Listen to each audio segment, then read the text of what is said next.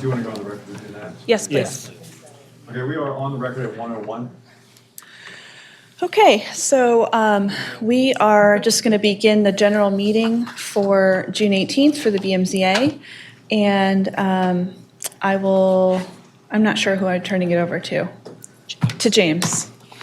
Okay. At this point, I would like to move pursuant to that rule, The general provisions article. the general provisions article, to move to a closed session for the purpose of obtaining legal advice associated with some of the matters at issue in the general meeting, particularly deliberations for Royal Farms this time.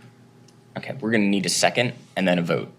Second. All in favor? Aye. Aye. Aye. Aye. Okay. And we Back can in- go That'd be fine. there. Yeah. So- Okay, great. Thanks.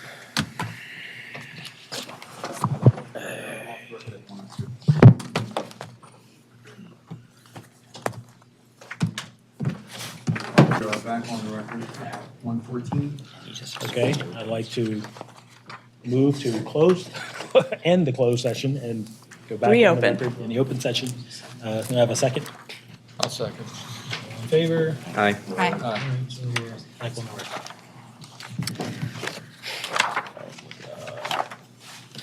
Okay, so moving into the deliberation on 2013-029, 5901 to 59, Do you want to do the resolutions? Or you want to? whichever you would like. Just get that out of the way if you don't Get the mind. resolutions out. Where is Leland? Here he is. We need Leland for this. Someone's going to have to, yeah, just sit there. That's fine. Do you have, can I give him the resolutions from your binder, Frank? Yeah.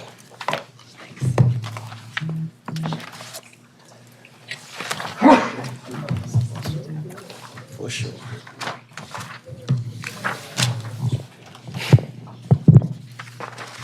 Okay, so we are going to review some draft resolutions. Quickly, 2024-24, 5617 Daywalt Avenue. And also for this one, Liz was not here, so she will not vote. Ooh, do we have four? Yes, we have four. Okay. 5617 Daywalt Avenue. This is a request to build a shed inside the interior side yard variance. The board held that this property was unique because of an easement in the rear and the slope of the property, which did not allow this person to build a shed in the portion of the rear yard that she would be allowed to. So the board approved a variance for a side yard, interior side yard variance to install a shed. 2024-039, 501 Cherry Hill Road was a request to use the premises as a community center requiring conditional use approval. The board heard testimony from the individuals who are going to run the community center about the value that it will bring to the community and any potential harms. The board voted to approve that use. And then finally, 4022 Edmondson Avenue, 2024-34, was a request to use the premises as a place of worship. The place of worship use was allowed by right, but it required an off-street parking variance. The property did not have any on-site off-street parking spaces, and so the board approved the off-street parking variance for that location based on the uniqueness of that property. So those are the three draft resolutions that are ready for you to approve. Does anyone have any edits or anything to point out or any changes to make?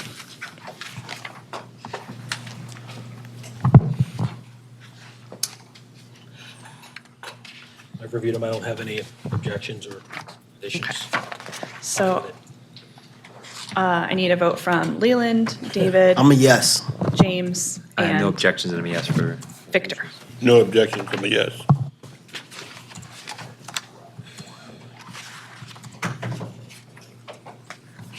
Thank you.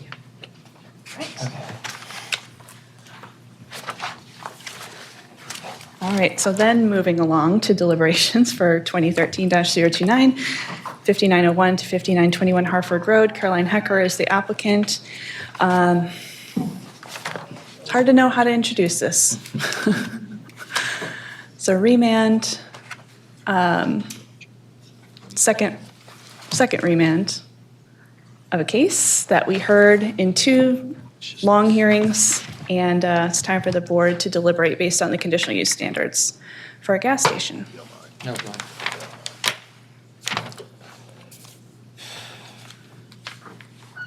Does anybody need anything from me? Conditional use standards, everyone has them? I think we got it. Somehow that standard was missing from my binder today. Okay, well, we have more Happened. copies, so. Sabotage going on here, I don't know. Anyway.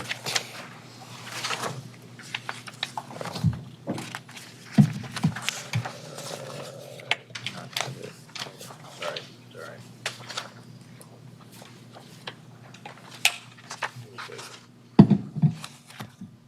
You have more copies? What's happening?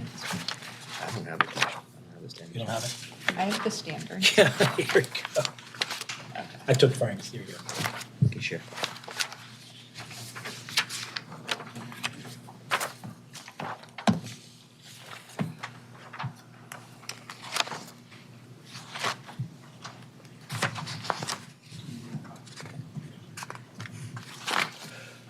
Okay.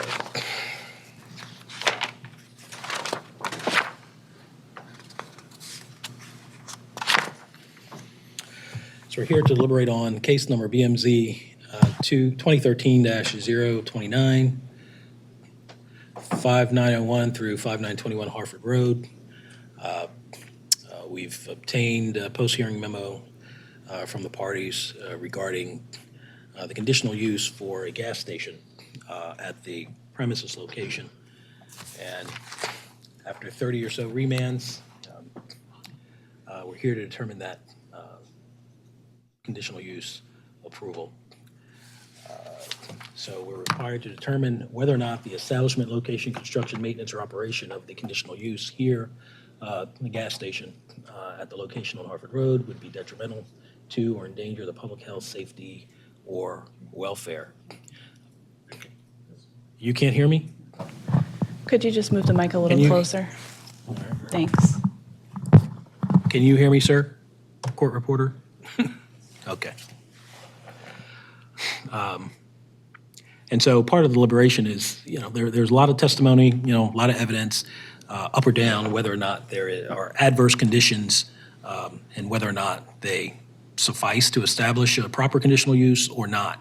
But I think it would be important to discuss those asserted conditions and what the board feels are, whether they're adverse or not, subject to the conditional use standard. Issues raised include the school across the street, bike lanes, pedestrian traffic, the current increased congestion due to complete streets, and whether or not that presents a more difficult or more adverse condition for purposes of determining whether or not this is an appropriate conditional use.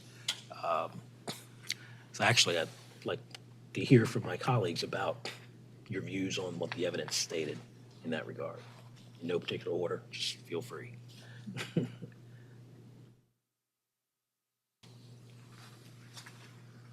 Any thoughts? Well, I think one of the things that the board was faced with was making sure that we are looking at applying the zoning code that was in existence when the application was first filed. The legal advice that we received was that regardless of which zoning district is applied, current or past, that we have to consider the current conditions. And so right now, the current conditions is a street that was designed to orient and to create a safer condition for pedestrian and bicycle use. And so I'll leave it there and allow other board members to weigh in, but those current conditions, its impact that will have to the enjoyment of other property, in this instance, the library across the street, the resulting traffic pattern, which will change the nature and current traffic volume that we're seeing on the street, particularly as the goals relate to the current conditions to decrease traffic speed, to create it safer for pedestrians. So those are the things that I'm considering at this time. And I can continue on with that thought. I think that even with the current conditions and the skinning of the road and the bike lanes, it obviously comes down to pedestrian safety, which I think that we've heard a lot of testimony in regards to whether or not it's safe to cross these streets from a pedestrian standpoint. And I think that some of those things have been proven. And I think those are some considerations that I'm pondering and have pondered.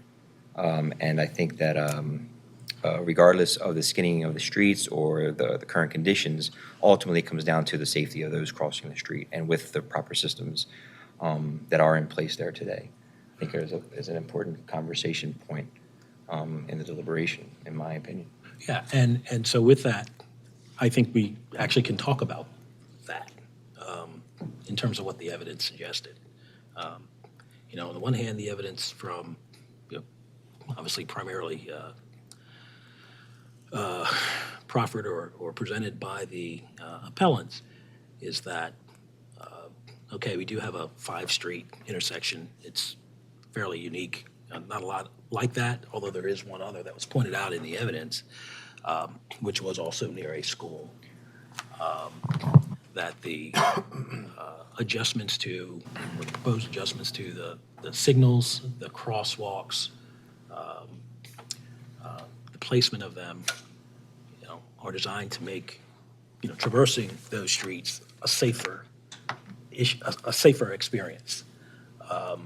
I do recall that during the testimony, when there were some observations of folks crossing the street, I asked particular questions as whether or not during the observation, whether or not there were observations of children or others crossing against the light or doing things that we hope people wouldn't do, that they would obey traffic lights and signals and all that. And the answer was no, I didn't see that. Now, of course, there was lots of, and certain other testimony that said this is what we see on a more regular basis, that, kids are unpredictable. Kids are unpredictable everywhere. Kids are unpredictable 10 blocks away, at another intersection. And that was primarily a safety concern where folks are and what they're trying to get to.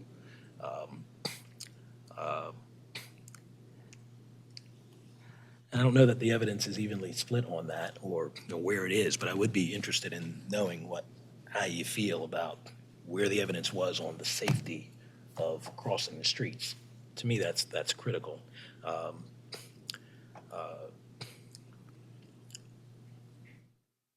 I believe in my estimation, the changes that have been made make it more safe for folks to traverse the streets, even with the bike lanes, even with the new road diet.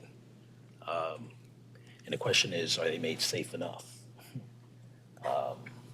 for a conditional use to be, established here? Anybody have any thoughts on that? Whether they're safe enough, and really that's where I see the safety issue. There were other things that were raised, like gas fumes impacting the community. I didn't think the evidence was very compelling on that.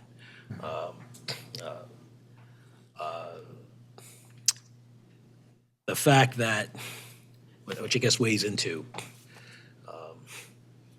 the safety issue and the level of it, whether it's sufficiently safe enough. There's more congestion on the streets now, which makes people more impatient. People in Baltimore City are generally impatient drivers. That's what I've observed. We've observed. Some of the testimony is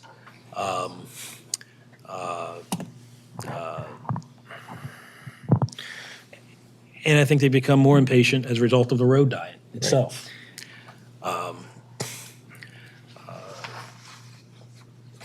So, I'm just... I actually think that's something to take in consideration. The road diet which was intended to make a more safe environment from the pedestrian standpoint.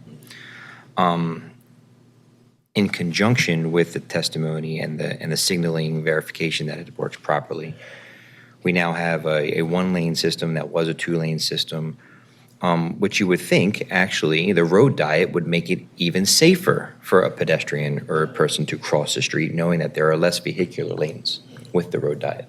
So, I mean, my thought with that, in conjunction with the testimony and the safety light features, I think that it's actually safer to cross the street with the road diet. So if the intersection does actually get more activated, it should be safer with the road diet, right? That's my kind of thought on that. I mean, I think that there's evidence and a fact there. One of the things that stood out to me was the traffic engineer that served as a witness for Royal Farms talked about and wanted to confirm that this actually wouldn't add any additional traffic because they talked about the count.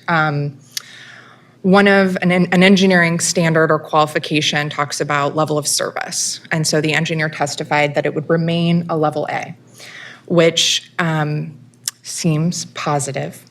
But in fact, what we have learned now in modern traffic engineering is that level of service does not correlate with safety. So what that tells me is that the engineering level does not change, and so it does not actually become safer with the Royal Farms. It maintains, so let's say the level of service has been downgraded, which is sort of what DOT has represented. There is more congestion. That means the level of service has been downgraded. That is the goal of the traffic calming.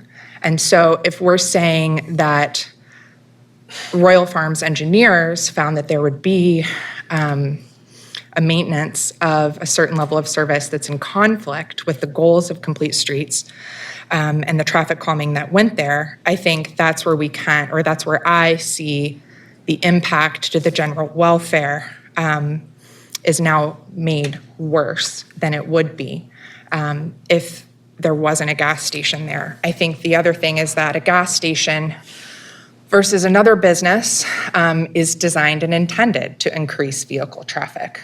They want more cars to access that property versus if that property was something else that was not automobile oriented.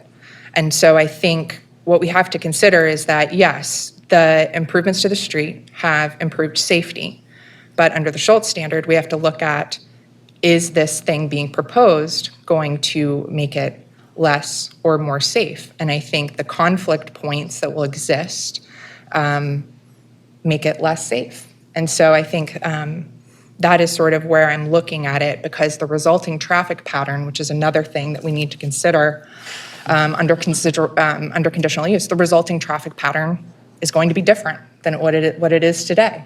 And the resulting traffic pattern will be congestion. It will be additional congestion. It will be additional points of conflict. And that's something that I'm considering, is that this particular property adds more conflict points and therefore degrades the existing safety of the current conditions.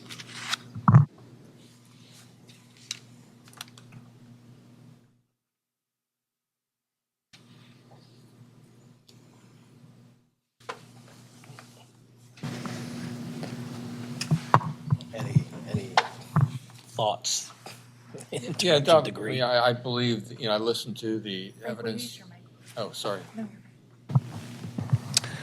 The evidence presented, I listened to the evidence presented, reviewed the documents, and after considering this and looking at the conditional use standards and looking at those standards as has been interpreted by Schultz v. Pritz, I don't think the proposal would increase the unsafetiness, if that's a word, of this site to the point where the conditional use should be disapproved.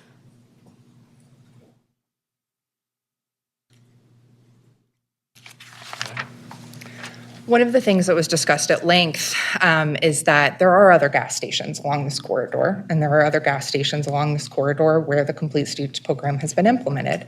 And so you have to say, would the impacts at this location be more or less than the impacts at another location?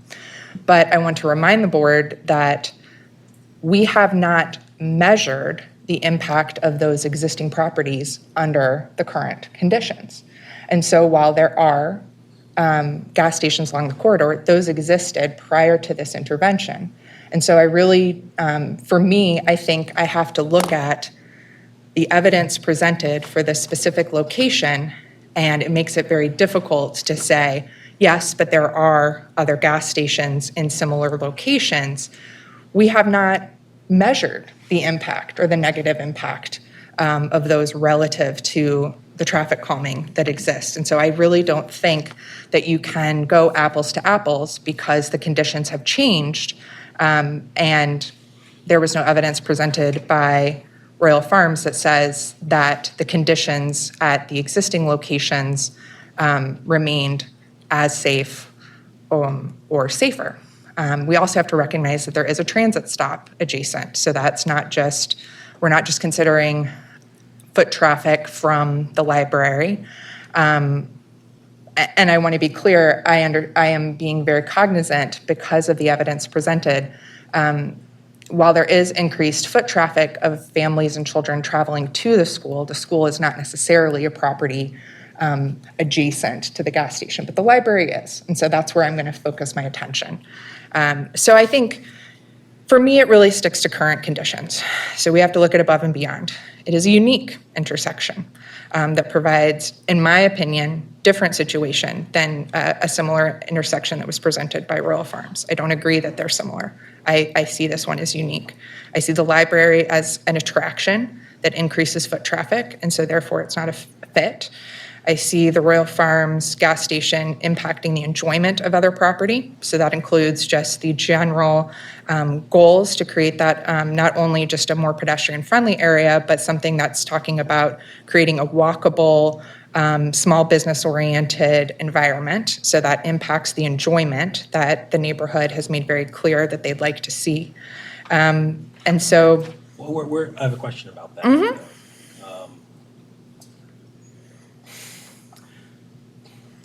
It's walkable up and down within that complete street zone.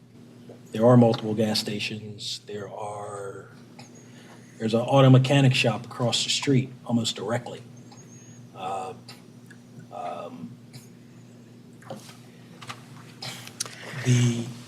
Traversing Hartford Road with regard to those types of businesses is already an everyday occurrence. Even with additional traffic, and I don't want to get away from it. You mentioned about the walkability.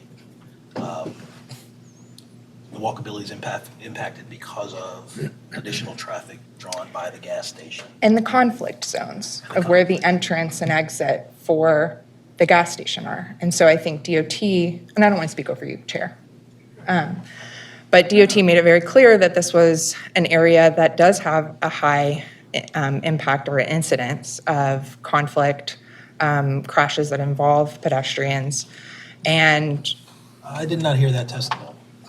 So that's no, one of the I things- mean, I did. I felt like they looked at what is the, where the, I think the memo and testimony from DOT made very clear that this is already an area that has high incident, which is, and I know that is true because they implemented traffic calming in the area, and then that is a requirement of DOT to analyze. They say they're not going to put traffic calming in an area that has low incident of conflict between automobile traffic and pedestrians. They're going to do it in an area where they want to make it safer. I understand the conflict issue, but the high incidence of accidents involving pedestrians, I didn't hear that testimony. Did the DOT person said, unfortunately, to me, very little, which I would expect more to have said, and was piggybacked on other testimony, and was at the 13th hour, I felt, because they sent their letter and their conclusion on the date of the hearing. But it was still in the time that we were accepting evidence. Sure. I missed it. I looked at the record, I think, pretty thoroughly. I don't recall them talking about a high incidence of pedestrian-related accidents. Well, what was part of the evidence was the police reports, I believe, from the state that identified a handful of incidents that occurred that none of them were pedestrian Right. related. Right. I do, That's what I I do recall. remember that. Okay, I'm sorry. I'm gonna interrupt. No, I think that's fine. And I think if I'm misinterpreting or misremembering, thinking that the state data was referring to pedestrian vehicle conflict and it was actually talking about vehicle to vehicle, I don't think that necessarily negates my point that there was enough conflict. Sure. Or a lack of safety that made it fit a requirement that then said, okay, this is a place where we need to implement traffic calming. And so I think to be able to look at those two things, the engineer said that it would not lower level of service. The traffic calming is designed to lower level of service. So you see the Royal Farms is not going to make it safer than the current conditions. It's actually introducing additional conflict points, which is something that we know could decrease the safety. And that was in the testimony from DOT, was that the introduction of additional conflict points, where they're looking at the conflict points as they enter into the bike lane, the conflict points as they interact with the designated crosswalks at that intersection, of which there are more than other areas, and the conflict points where you have high gathering spaces on the same side of the street, that would be the transit stop, and then nearby across the street, that would be the library. So I think even without the state data saying pedestrian vehicle, if it says vehicle, there was enough unsafe conditions to warrant the traffic calming. And so what I don't want to do is introduce additional conflict points or additional risk for more conflicts. So I think we should just be making that in the spirit of the Schultz v. Pritz standard, was that, is it good for the general welfare? Didn't say it was going to make it safer by putting it there. And DOT engineering around level of service says that the conflict points will make it less safe.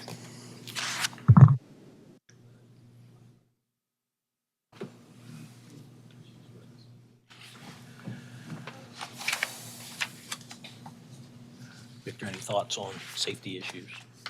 Or others? No, I'm in agreement with you. I did not hear anything about Victor, is your microphone on? safety issues as it related to pedestrians. I heard people try to inject the fact that there were more kids coming across the street from the library. Someone mentioned that they also go to the 7-Eleven before and after school. And I'm trying to think, is this thing focused on traffic patterns, or is it focused on people patterns? Because if you're talking about a walkable, community that can be community-centered, no matter what goes there, you're gonna have the people traffic. How they get there is the problem. Do they walk all the time? With a rural farm that has a gas station, you're trying to lay the onus on, they sell gas. Well, everybody may not like rural farms gas, so you may not have that many cars coming anyway. So it's kind of hard to actually get a firm understanding statistically on either one of them. And I think that's where our problem lies. Yeah,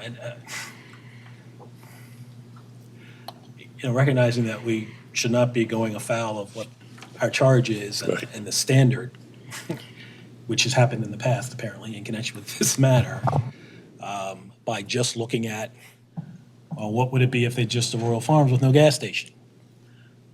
Part of the during the testimony, I was trying to tease out what the adverse conditions were with regard to a gas station versus what people were asserting were adverse conditions for just a Royal Farms store. Because this is a gas station at issue here.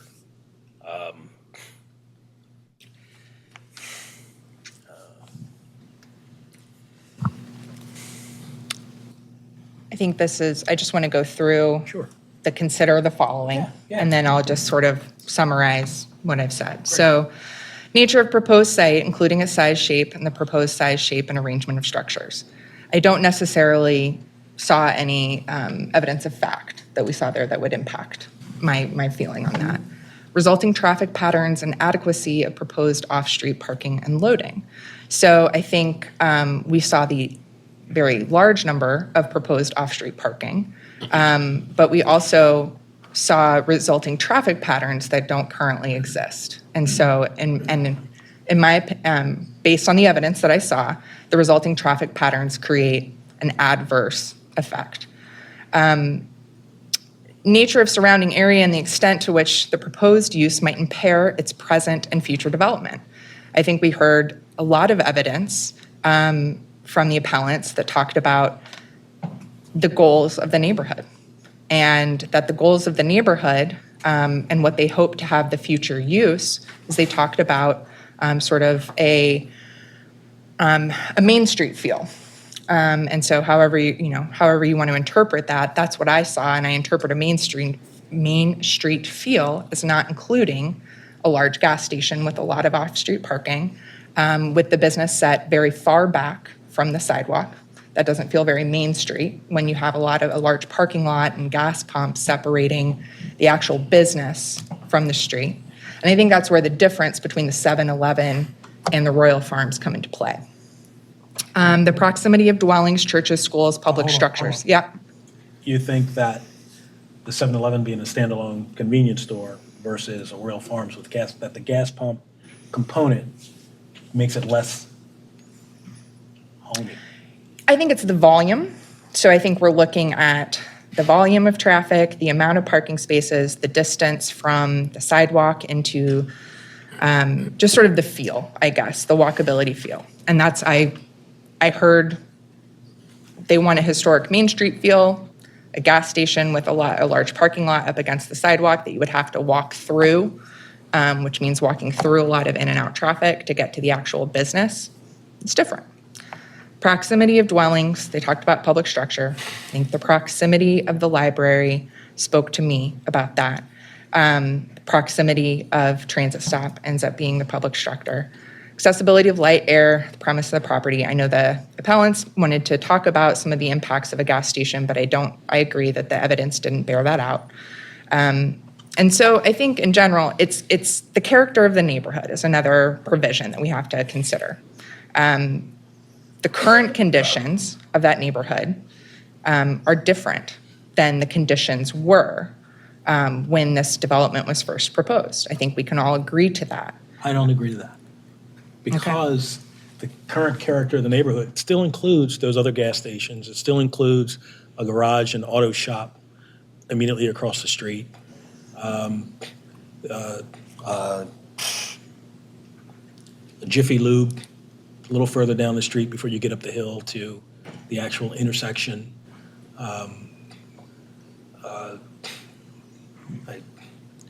Well, I'll say this, because I get character. Yeah, I think, and we could also go back to the future character that they want to see, and I think it goes back to the future, the plans, Yeah, so. and with that future, I mean, unless anybody's intending to tear down and shutter those industrial-type uses that I just mentioned, I don't think the character of the neighborhood is necessarily changed by, that's just my opinion on that particular Yeah. issue.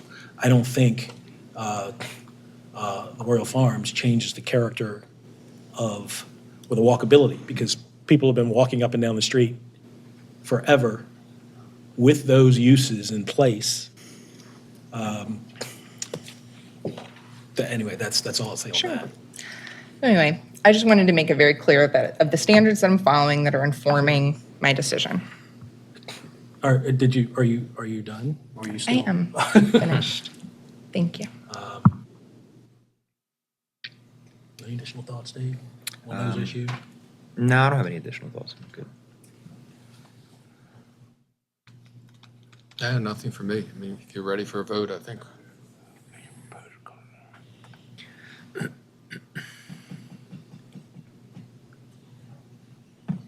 Anything, Victor? Anything else? No, I'm good.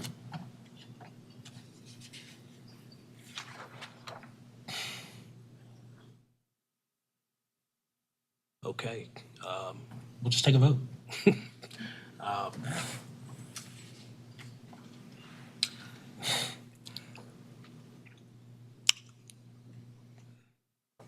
I'm a yes for the application, and the reason that is because I believe that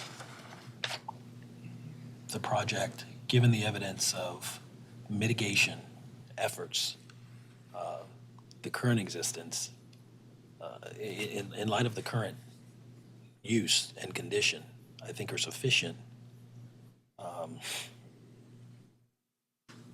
to render it safe enough. You know, there are some conditions in some places that are never going to be as safe as you want them to be in the city and in the zone. But anyway, I'm a yes. I'm a yes also, and I believe that the evidence that we heard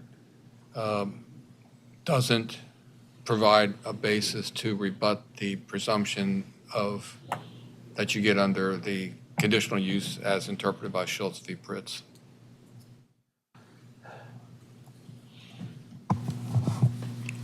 I'm a yes, and mainly because of the fact that we can't foresee the future.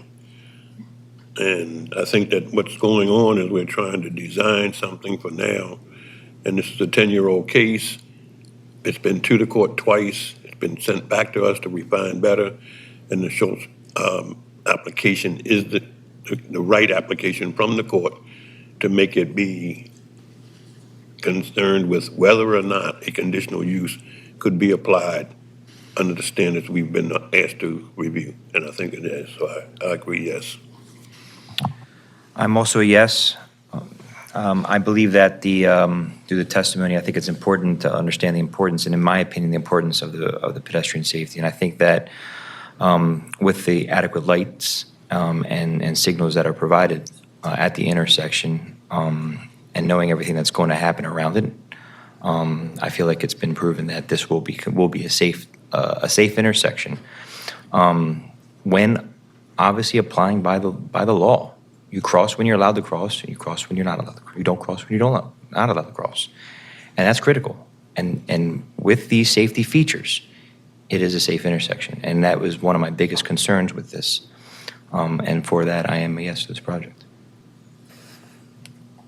I am a no on the application for conditional use for all the reasons I stated. And I just want to be clear that we have to look at the decisions that are made to change the current conditions. And the current conditions, to me, are in conflict with a development that would both increase the volume of traffic currently seen at that intersection and increase the conflict points. And then certainly, I think the finding of fact that, for me, I think is where we're a little in disagreement is that I do believe that you can listen to community and start to see what their future vision is. And so we cannot predict the future, but one of the standards that we have to consider is making sure that whatever we approve does not impair or impact future use. And so I think it was made very clear from the community the future use that they want to see in that area, and putting a Royal Farms gas station does impact future use. And I think the neighborhood also made it clear that while yes, there are other auto-oriented developments along the corridor, but I think as evidenced by the changes that are happening along Hartford Road, I would not be surprised if the overall character of the neighborhood changes, because I think it was very clear that they wish that those auto-oriented developments didn't exist. So for that reason, I am a no.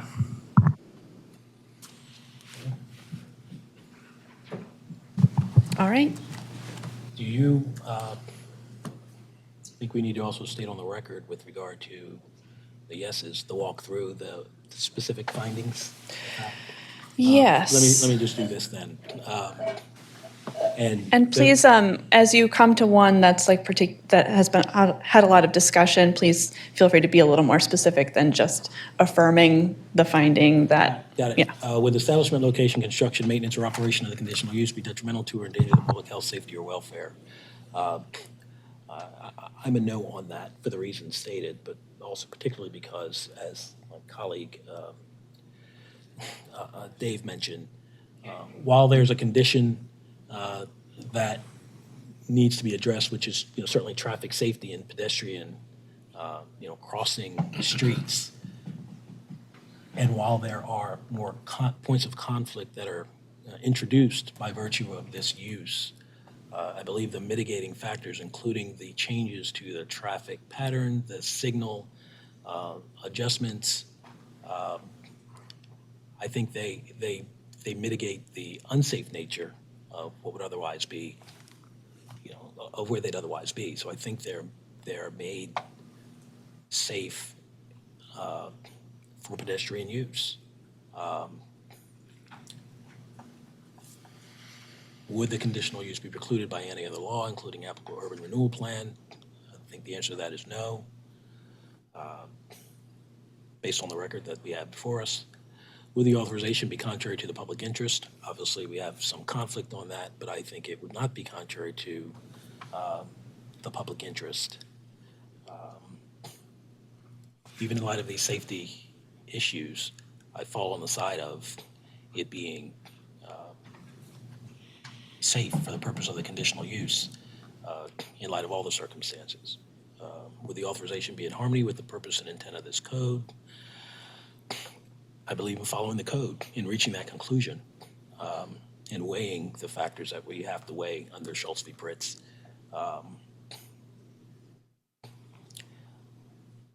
So I'm a yes. The authorization would be in harmony with the purpose and intent of the code. And with the adverse effects, Can you just speak up? we can't find, in order to deny a conditional use, the board has to find facts and circumstances that show that the particular use proposed at the particular location would have adverse effects above and beyond those inherently associated with such a conditional use, irrespective of its location within the zone. And I don't find that in the record that the adverse effects would be above and beyond those inherently associated with the gas station, irrespective of its location within the zone. So for those reasons, I'm a yes. I don't know if. I agree. I agree. And I also agree with the chair's assessment. All right, I think we have what we need to write the resolution, and you'll be seeing that at some point when it's written. Okay. Thank you. Okay, shall we move into the regular docket here? Thanks.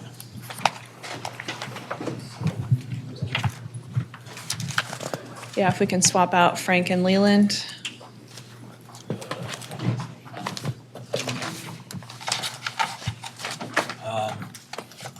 You have another document. Maybe not. Frank, thanks. Anytime. Well, I'm not gonna say anytime. Be careful. Take mine, I have it on my computer. Oh, okay. Great, thank you, David.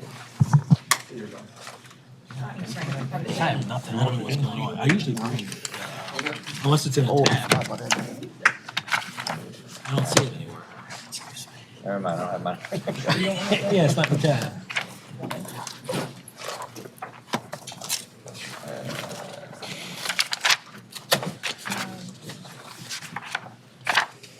Does everybody have, What is it? You have tags on tab 3. Okay, got it. you have it? Sorry. Always easy to miss that. Okay, thanks. Sorry about that. All right. I'm going to start my spiel. Good afternoon. Welcome to the Board of Municipal and Zoning Appeals, the Zoning Appeals docket. My name is Becky Witt. I'm the Executive Director to the BMZA. From left to right here, we have Victor Clark, Leland Shelton, James Fields, who's the Chair, David Marcosi, and Liz Cornish. To my left is the Assistant Counsel to the BMZA, Jim Allman. And across from me is our court reporter. Please silence your cell phones. If you need to have a conversation with someone, please do so out in the lobby or in the hallway. When it's your turn to speak, you can come up either to the podium here or to one of the tables. And please turn your microphone on when you're ready to speak. It will glow green when it's ready. If it's red, that means it's not on. If you haven't already signed in on the sign-in sheet over here, please do so now if you plan to speak today. The board is probably going to vote on your case today, but that doesn't make the decision final. We have to issue a resolution, which is a process that takes several weeks. It needs to be drafted, then reviewed and approved by the board. We will send them to you via email when they are finished. If you're unhappy with the outcome of your case, you can request reconsideration within 10 business days, or you can appeal the board's decision to the circuit court within 30 calendar days of the issuance of the resolution. And if the board approves your appeal today, you have 1 year from the date of your resolution to either get your use permit in the case of a conditional use appeal or pull your construction permit and complete substantial construction in the case of a variance. If you need more time, you'll have to request an extension, and please submit that extension request before your year lapses, and the board will consider your request. And I will pass it over to the chair. There is one case before we get started that was on the docket. It's not currently because the appellant requested a postponement. 711 West 40th Street, 2024-028, Drew Tilden. The applicant requested a postponement to meet with the community, and they are going to be rescheduled for September 3rd. So if anyone's here for that case, because it was posted for today's date and has been postponed, we tried to reach out to everybody who submitted something in opposition, so people should know, but just wanted to highlight that. I think we're ready to get started. Okay. Start at the top of the docket, case number 2024-037, 1810 McCullough. David Johnson is the appellant. Anyone here for 1810 McCullough?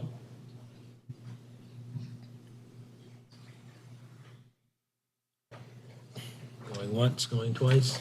All right, we'll move on. Perhaps we'll come back to it.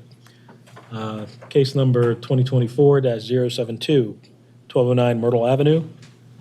Yosi Azulay, represented by Nate Prettle. Mr. Prettle, this is a request to use a premises as a multifamily dwelling with 4 dwelling units requiring minimum lot area and off-street parking variances, correct? That is correct. All right. Let's get Mr. Prettle sworn. Stand right there. You swear affirm that the only perjury that the answers that you give and the statements that you make will be the truth, the whole truth, and nothing but the truth. Ready? Here from staff and planning. All right, 2 variances are needed here to use the premises as a 4 dwelling unit multifamily dwelling. Minimum lot area, 2,625 square feet is required. 1,670 square feet exists, would be a 955 square foot variance requested. And for off-street parking, so the premises had 3 dwelling units in the past. So to add 1 dwelling unit would be 1 off-street parking space that'd be required for that additional dwelling unit. Just for the board's information, the property, like I said, had 3 dwelling units in the past and would require confirmation of nonconforming density to continue to use it as 3. 2 would be allowed by right. And we talked about this before. This was previously heard a little bit. The applicant did receive a valid construction permit to renovate the interior for 4 dwelling units. If you recall that one from a couple weeks ago. So, Right. yeah. So I'll pass it over to Eric. Good afternoon, Mr. Chairman, members of the board. Eric Tiso, last name is Tiso for the Department of Planning. Don't really have anything to add, just in summary. We were presented a report in opposition just to support the community's desire to reduce density in the area. We learned at the prior hearing that the 4 units were in fact there due to a permit issuance problem. So I have really nothing to add. I'm just available for questioning if you need anything else. Okay, thanks so much. Good afternoon, Mr. Prettle. Good afternoon, Mr. Chair. You know, obviously, we're interested in hearing about uniqueness, the property, and go ahead. Yep. Great. Thank you. Nate Prettle on behalf of the property owner and the applicant who is unable to be here today. He's out of town.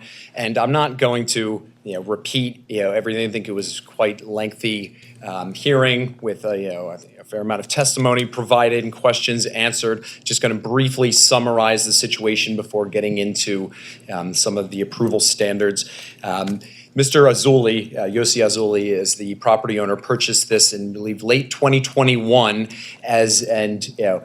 physically laid out as a 4-unit dwelling. So it's not just that this was a permitting issue. There actually nothing has changed in terms of the size of the units. There's been no additions added. The units were not reconfigured. It was, a unlawful 4-unit building where there was 3, on paper, 4 units. There was 4 BGE gas and electric meters on the property. So, when the gentleman purchased it by everything that was available to him, he's got a 4-unit building.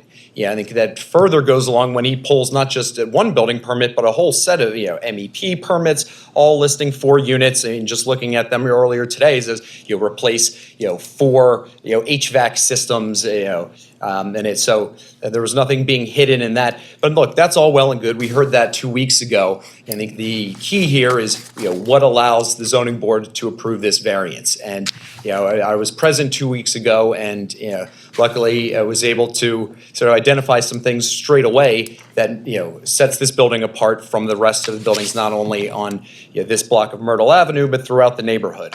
And, if you were to go to the 1200 block of Myrtle, and stand either on the cross street at West Landvale to the north or on Dolphin Street to the south, one thing would stick out right away. This building is bigger than the rest of them. If you're looking north from Dolphin Street, you've got a line of buildings at the same depth with one sticking way out in the middle, that being 1209 Myrtle Avenue. And remind you, this is not something that was created by the applicant.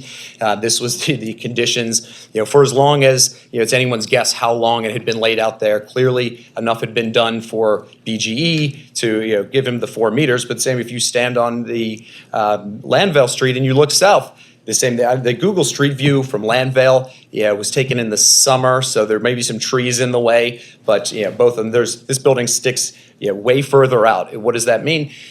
Practically, well, the lot area, the floor area of this building is between 500 to 1,300 square feet larger than any of the other buildings in the surrounding area, particularly on this block. There are a couple other 3-unit buildings, but they are at least 500 square feet of floor area smaller than this building. That is a dwelling unit in many cases here. Some of the other buildings on this block are half of the floor area. So this building is easily distinguished not only by sort of the floor area itself, but just by walking down the block. You can clearly see this is a larger building.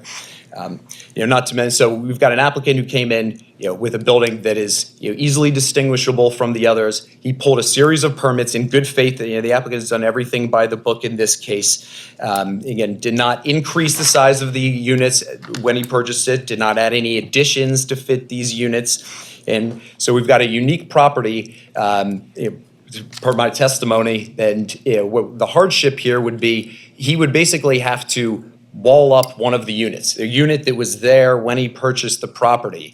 And so I think that he spent about $190,000, on top of his $60,000 purchase price, to renovate this under lawful permits, built per plans as per code. And it wasn't until his final building inspection and use and occupancy permit inspection, which are often done, at the same time because it's sort of the same walk by the same inspector, came out and pointed and say, hey, which is not the inspector's job, not that he did anything wrong. He was correct, when he looked back at the records in that, but that was the only point this came up. And this is, again, after a significant investment. But I think we're fortunate that, this is a unique property and, a strict application of the code would create, really unduly burden this applicant and would present a hardship, by forcing him to basically get rid of the work that he's done. It's not that this would be, this space would go anywhere else in the building. It would just be vacant here. So I'm going to go over, I have a couple other things, but just the variance standards, quickly. So the conditions which the application is based unique to the property. I think I've testified that they are. This is unique, particularly because of the shape of the specific shape, size, and configuration of this structure. which is different than the rest of the properties, every single other property on this block and throughout much of the R8 district. It's hard to make a comparison to, there's tens of thousands of R8 buildings in the city, but within the immediate area, this building is absolutely unique. The unnecessary hardship would be presented by, a strict application would cause them to have to get rid of this work in a building that is, much bigger. I mean, that's where, it comes down to, let's see, was the unnecessary hardship created by this code? No, the building is exactly the same configuration, size as when the applicant had purchased it. Was this based exclusively on the desire to increase the value? Not at all. This would not be injurious to the use and enjoyment of other properties. Frankly, it would stay as it is today. The planning department testified that there is the desire of the community for lower density housing. I think that's not to say that the community is wrong, but this is not adding new density from our perspective. This is reusing the building as purchased, as permitted. I think that's key here, that this was permitted for that as well, and this would not be detrimental to the public health, safety, or welfare. Happy to answer any questions. It's about, or if I need to go in more depth in any of these points, and I wasn't able to print out some of these photos, but if you'd like to see what I'm talking about, if I could just quickly show you, it's pretty striking, actually. Is that? Sorry, we Okay. can't, because then it won't be part of the record. Yeah, But totally understand. I hear you. Yeah. We'll just have to imagine. Well, actually, the last thing I'll mention, that this block is not, it's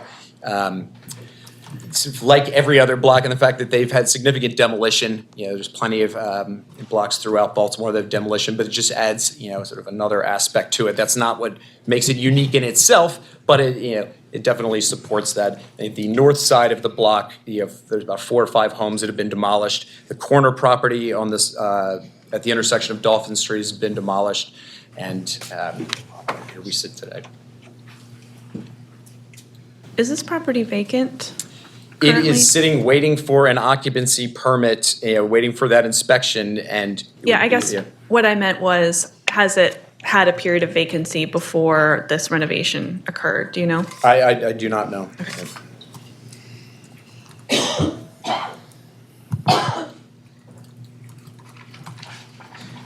I can see myself, even if this weren't, an existing, laid out exactly as is today, 4-unit building, making these same arguments for, a conversion, which this is not, though. To be very clear, this is not a conversion. This is, if you look at the scope of the permits, while they're clear about 4 units, they're not, full gut permits whatsoever. They're relatively minor, and the units themselves, the location of the units remains the same.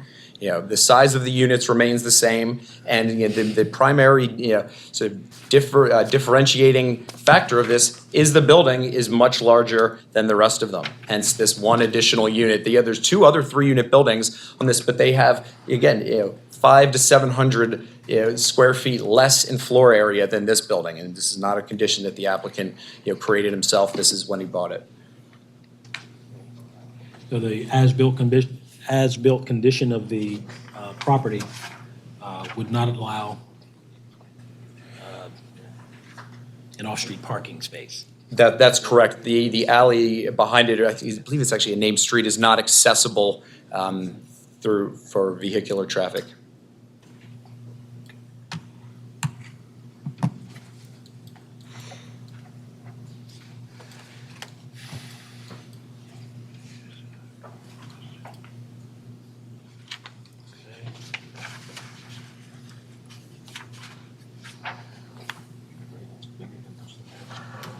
Any questions for the applicant?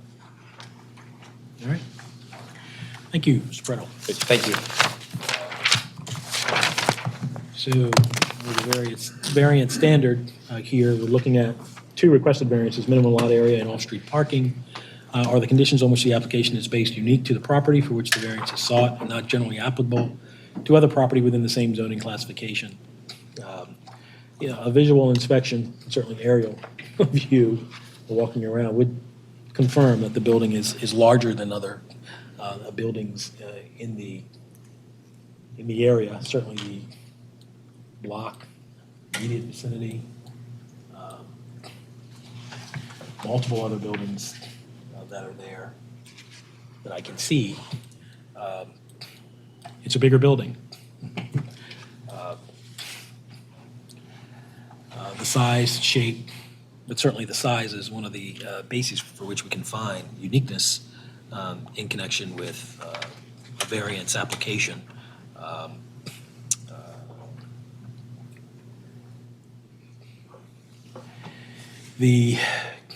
So I find it unique. Does anyone want to weigh in on that to suggest that it's not? Anyway, see that it's a unique building, and that uniqueness for the applicant has created a necessary hardship. He would need to modify the building in order to meet the bulk regulations, I guess, to operate this as what it clearly is designed to be and was purchased as was a 4-unit building with the size of 4 units. We heard extensive testimony from the applicant a couple of weeks ago.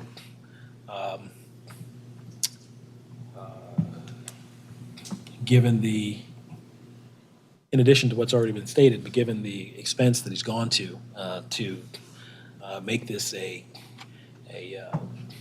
viable 4-unit property, which it was, and which, in terms of the additional testimony, were minor renovations to the property.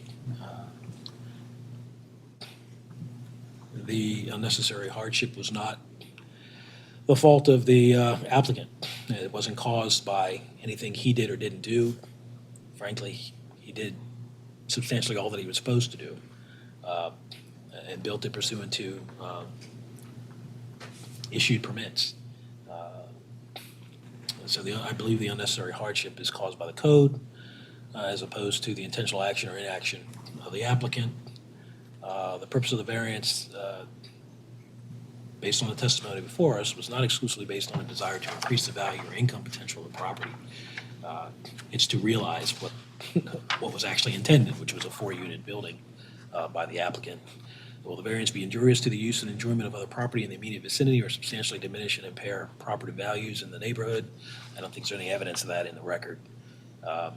Is a variance in harmony with the purpose and intent of the city code? I believe it is. And will the variance otherwise be detrimental to or endanger the public health, safety, or welfare, or be in any way contrary to the public interest? I don't find that in the record. So, for those reasons, I'm a yes to the application. I'm also a yes. I can be a yes. Also, yes. Also a yes. Thanks so much. Thank you. Okay, take care. Case number 2024-081, 4900 Hollibird Avenue. La Familia Auto and Mechanic LLC. Come on up.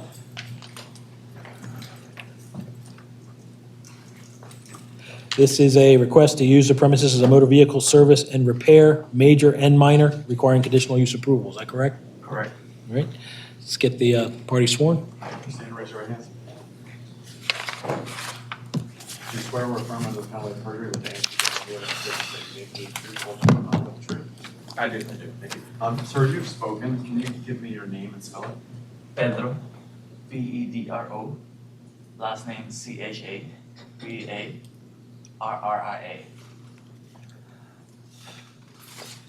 I'll hear from staff and planning. Okay, the request is to use the premises as motor vehicle service and repair, major and minor.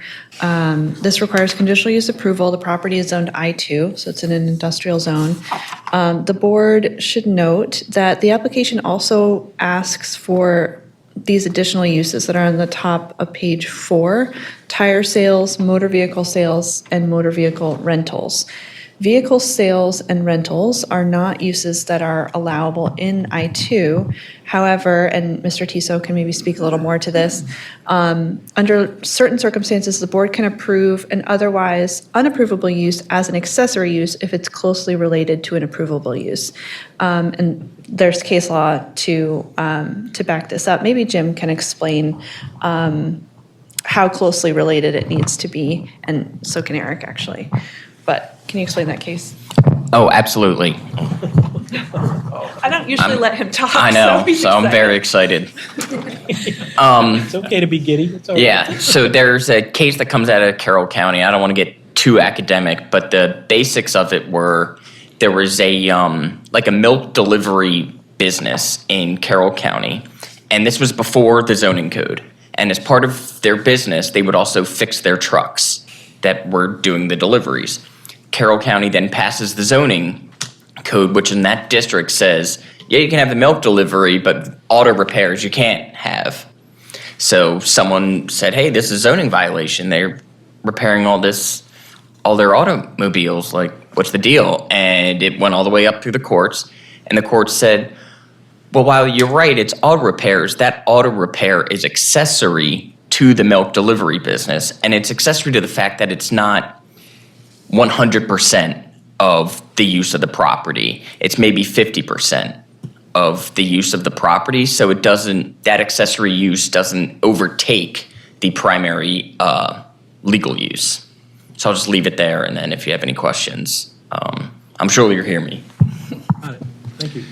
I can pick up from there. So this is an I-2 industrial zone, and I got a question recently on this. I'm not sure whether it's from your office or actually it might have been legislative reference that was asking, well, why are some of the uses split between commercial zones and industrial zones? And part of the reason why rental and sales is not permitted in industrial zones is because we want to protect them from intrusion from commercial uses, just general philosophy. Businesses can outspend industrial users most of the time. So that's why you see that typical break. However, over the years, it's not been uncommon at all for an auto repair use to need to sell vehicles on occasion. Frequently, where this has popped up in prior hearings before the board is somebody brings in a vehicle, they get it repaired, they can't pay for it, there's a mechanic's lien attached to that vehicle, and then eventually the mechanic has to sell it in order to recover the money that they expended for the time and the work. So if it's sales in that form, I have no problem with that. It's part of the general use. As far as the rental, I'm not sure what the intention there is. If it was for loaner cars, that's all part of the business. I have no objection to that. You're going to have to hear from the applicants really what the intended nature, but if it was just I need a car this week, I'm going to go here and rent it just for general purposes, that wouldn't fit with the intention of the industrial uses being separated from commercial. Otherwise, just on the repair use itself, it's a conditional use that does have additional use standards attached to it in the zoning code under 14326. I won't go through that in a lot of detail, but it meets the minimum 20,000 square foot lot size. They have a couple of requirements that they need to do for screening. And outside of that, as long as they can meet that screening requirements, and we'll see that during the permit process, we would recommend approval. Thank you. Mr. Tiso. Who's going to speak? I can speak. Okay, tell us about your project, and in light of what Mr. Tiso mentioned regarding those conditions that have to be demonstrated, speak to those as well if you can. Thank you. Well, by the way, he's the owner of the property. He ran a transportation business, right? Yeah. My name's Randolph Valentine. I'm the owner of the 4900 Halbert Avenue, Okay. which been the owner since the late 60s, early 70s.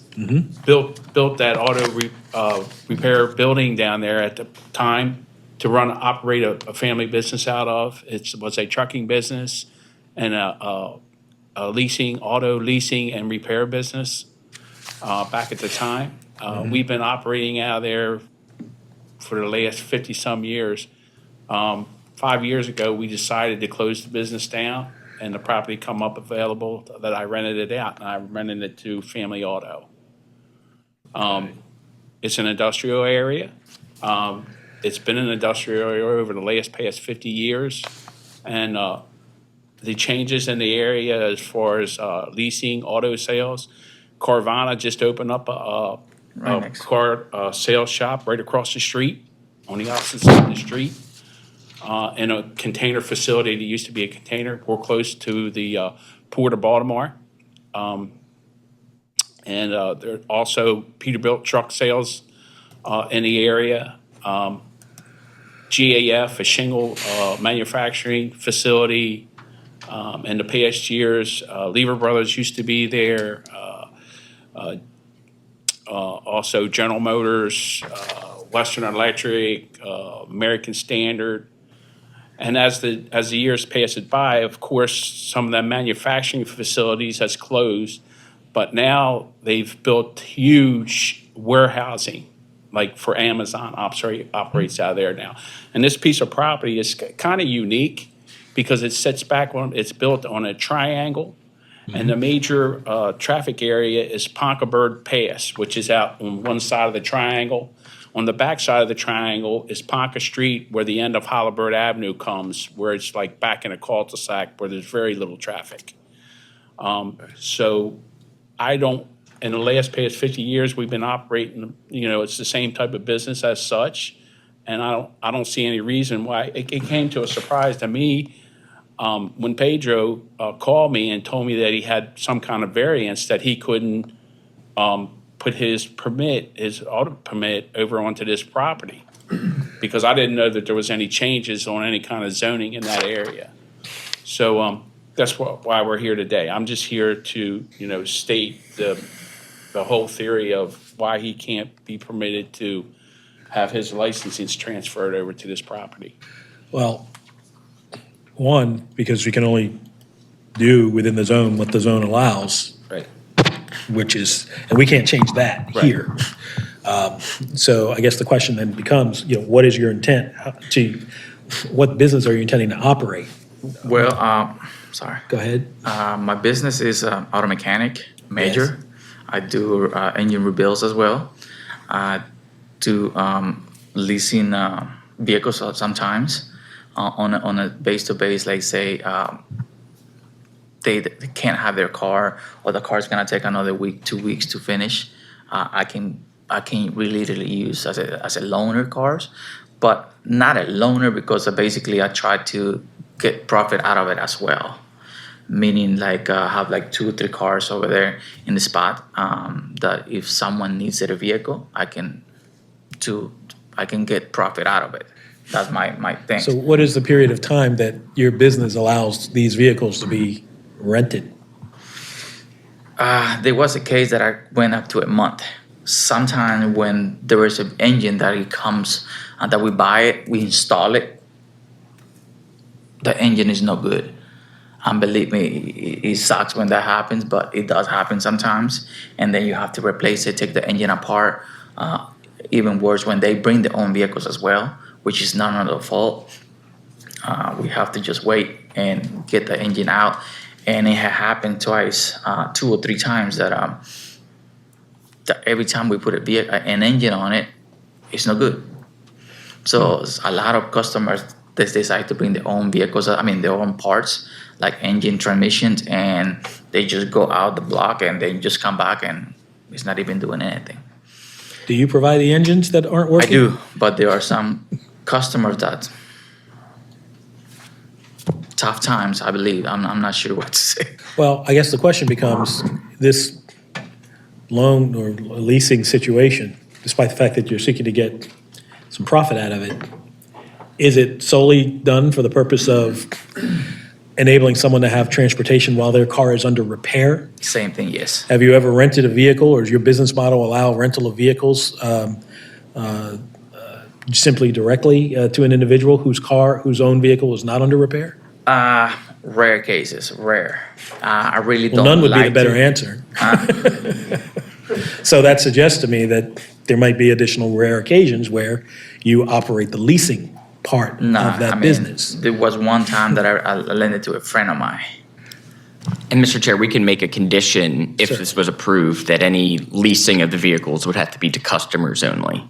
Got it. Well, what about the vehicle sales? Sales, same thing like he said. Sometimes we have to buy the vehicle. Sometimes they just abandon vehicles. We have to get to the NBA and get titles for it. Yes, we do it all the time. especially for instance, right now I have like 5-6 cars that customer never came back. We don't even know where the customer is. We keep spaces. About 6-7 years ago, I went to court. They left me a car for a year. I took it down, I shop it off. Customer was living right behind my shop. So, but never came back and paid for anything. So they called the police on me, and there was a big misunderstanding, and I had to go to court, fines, fees, lawyers, and all that stuff. So it is crazy when that happens. So I'd rather just get it and sell it, because that's what the court told me last time. Try to get it. Don't chop it off, because then you look like a chop shop. That's what they told me. There was one case, like I said, like about 6-7 years ago. It was crazy. But I'm like, I don't know what to do. Customer changed the name. I mean, not the address, number, and anything. And I didn't know what to do. So again, your vehicle sales have been limited to circumstances that you had a vehicle on your property that either was abandoned or unpaid for, the description that Mr. Tiso gave, where you need to generate some revenue out of the work that you've done? Yes, but on this case, I would love to get separate license to sell vehicles. But you can't do it here. Okay, that's fine. I would love That for you to could be be. able to, but again, we can't do anything about the zone. Got it. So what I need you to understand is that you can't do that in this location. Got it. That the sale of vehicles would be limited to those circumstances in which, again, you're trying to recover, expense or labor that you weren't paid for, or some other kind of unique situation, but you're not in the business of vehicle sales. All right. And I think we would attach that condition to any approval here. Okay, but major and minor repair, that's what your business has been. That's my bread and butter, if I want to say that. Okay. Any questions for the applicant? No? Well, he made a statement about the customers would bring, I think you're saying the engine and the part. Yeah, there are some customers. Effective, and you've done the work. Yes, there are some customers that they bring their own parts. And sometimes they even bring them used. So there's we love to not to do those kind of vehicles, but hey, there are customers that have been there for quite some time. So You're just supplying the labor. yeah, I'm just supplying the labor. There is no warranty on any kind, but that's when it happens that sometimes for saving a little bit of money, they end up spending more money. In that case, those people, do they have the option, even though they bought their own bad parts, to be able to rent a car from you? Well, that's what I'm trying to do. In case that you guys allow me to, I can just rent it or lease it, rent it to the customers only. Those type of customers. As replacement vehicle while you're As a working. replacement vehicle while You're working. on their car. Yes.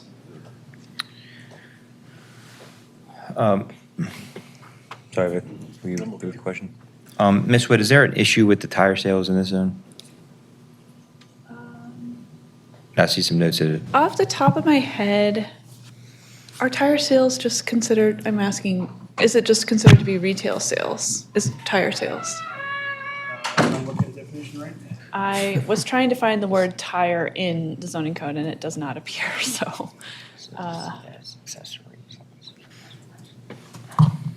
I am not sure.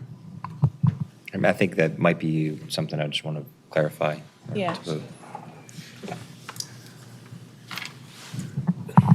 And not to belabor this, and I would have to compare against our old code because in today's zoning code, which was from 2017 forward, we have more general collective land uses, where under our old code, they are split out into more specific things. And so a tire shop is more of a retail, which is more of a commercial type thing. But I think it would be compatible with general repairs, so I wouldn't have any concerns with including that today. If you look under the definition of motor vehicle service and repair minor, which is in the notes here, it says wheel alignment, balancing, and servicing as part of that. So it seems like tire sales would go along with that. you're not just aligning the existing tires, you would also be replacing them if need be. Yeah. So yeah, I think tire sales would fall under minor. Okay. Okay, anything else you want to add, sir? Nope, we're good. Okay, all right. Thank you for your presentation. Okay.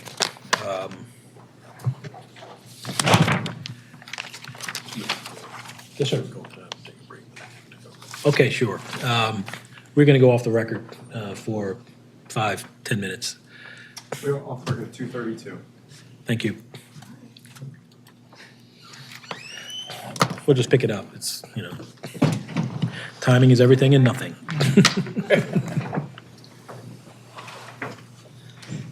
But I do feel them on that. Yeah.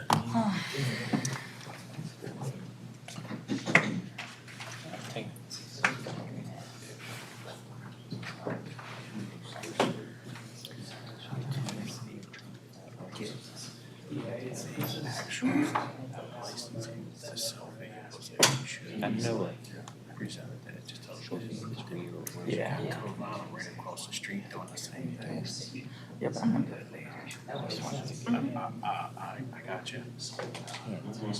We gotta have to, might have to go quick. Try to. Well, at that period of time, just get your information together a little bit where you can present that, what that vehicle in your business, because as you're working on these vehicles, there's time to time, there's the opportunity to customer trade a vehicle and sell them an upgraded vehicle. Well, condition like I say is like, that's what they say over here, we can just, if it's customers. Yeah, but I mean, you can extend that out later on. Finish your thoughts then. So, yeah, so maybe not, and I think, so. Have the opportunity that you buy vehicles there to have them available to a customer that comes in and has a vehicle that year. Yes. That is, breaks down, you're repairing it, but they'll buy a vehicle from you at that time in order to keep their business on the running with the intentions that they'll figure out what they're gonna do with that vehicle after they get it back. So, you always have 4 or 5 vehicles. Your type of repair business you always have 4 or 5 vehicles that are on easier to sell your customers. And or any passerby that comes by. Everything that is customer. Everything, whatever you work with, have availability here, use vehicles.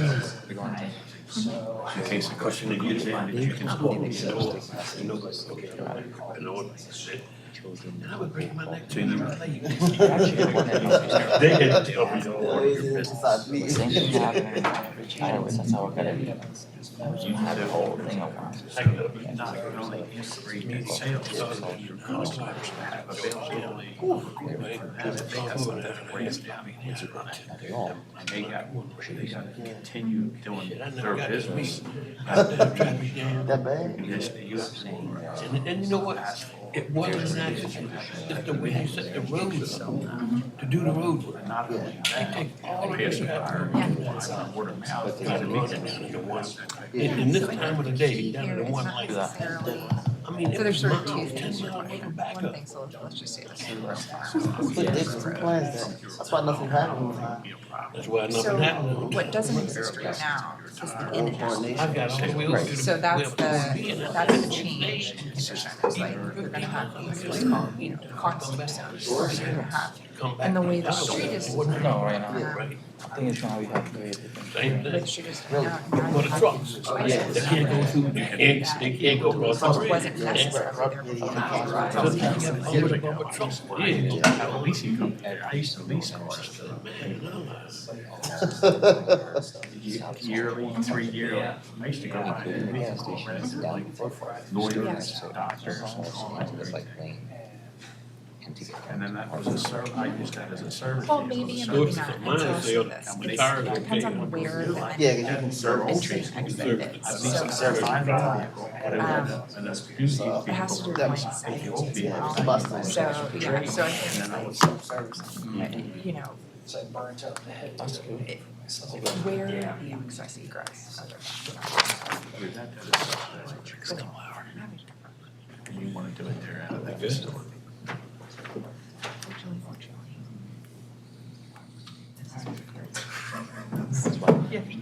Have certain customers that you lease vehicles to. And at the end of their lease, they come back and get a newer vehicle, and you take the older vehicle and either lease it to somebody else or something. I think we're ready to go back on. Okay, we are back on the record at 2:37. Okay, we're here on a conditional use for motor vehicle service and repair, major and minor, requiring conditional use approval. One thing we do know is that you're not allowed to operate, what otherwise would be certainly a standalone motor vehicle sale business or a vehicle rental business. But under the code, you are permitted to do certain of those businesses under certain conditions as an accessory to your major and minor vehicle repair. So let me just walk through the standards very quickly. With the establishment, location, construction, maintenance, or operation of the conditional use be detrimental to or endanger the public health, safety, or welfare, I would say no on the record before us. No detriment with regard to the major and minor, motor vehicle repair, and would not be detrimental with a limited vehicle sale and or vehicle rental, subject to the condition that sales could only take place in situations where, I want to say unique situations, and that could be a series of them, but and I don't know how you're going to write this. It's customers. Yeah. It's customers only. Existing vehicle repair customers only. The situation arises where, I'm talking more than I need to, but the vehicle needs to be sold arising out of some circumstance associated with that customer repair. Similarly, there would be no detriment to the public health, safety, or welfare for vehicle rental, again, arising out of a specific customer situation, and only so long as the duration of rental, so long as the customer's vehicle is under repair. I think that covers it. With the conditional use, as I've described and limited, be precluded by any other law, including applicable renewal plan? No. Would the authorization be contrary to the public interest? No. And would the authorization be in harmony with the purpose and intent of the code? I believe it would. With, again, the major and minor vehicle repair and the limited motor vehicle sales and vehicle rentals associated with customer situations. I also don't believe that the particular use proposed here at this location would have any adverse effects above and beyond those inherently associated with the similar use, irrespective of its location within the zone. So, yes, for the application for major and minor vehicle repair with the limited use, accessory use of motor vehicle sales and motor vehicle rental under the conditions that I outlined. So I'm a yes as to the application under those circumstances. I'm also a yes for the same reasons above. I'd just like to add that, this is a major, minor repair, servicing use in a industrial area. And so I don't think that any negative adverse consequences of having a repair shop on this particular area of Baltimore will be above and beyond what we expect with any other use, similar use. So I'm a yes. I can be a yes also, in understanding that the tire sales are part of the minor servicing portion of the same automobiles, same customers. I'm also yes with all of the reasons that my colleagues in the chair said. Also a yes. Thanks so much. Thank you all. All right, good luck to you. Thank you. All right, take care.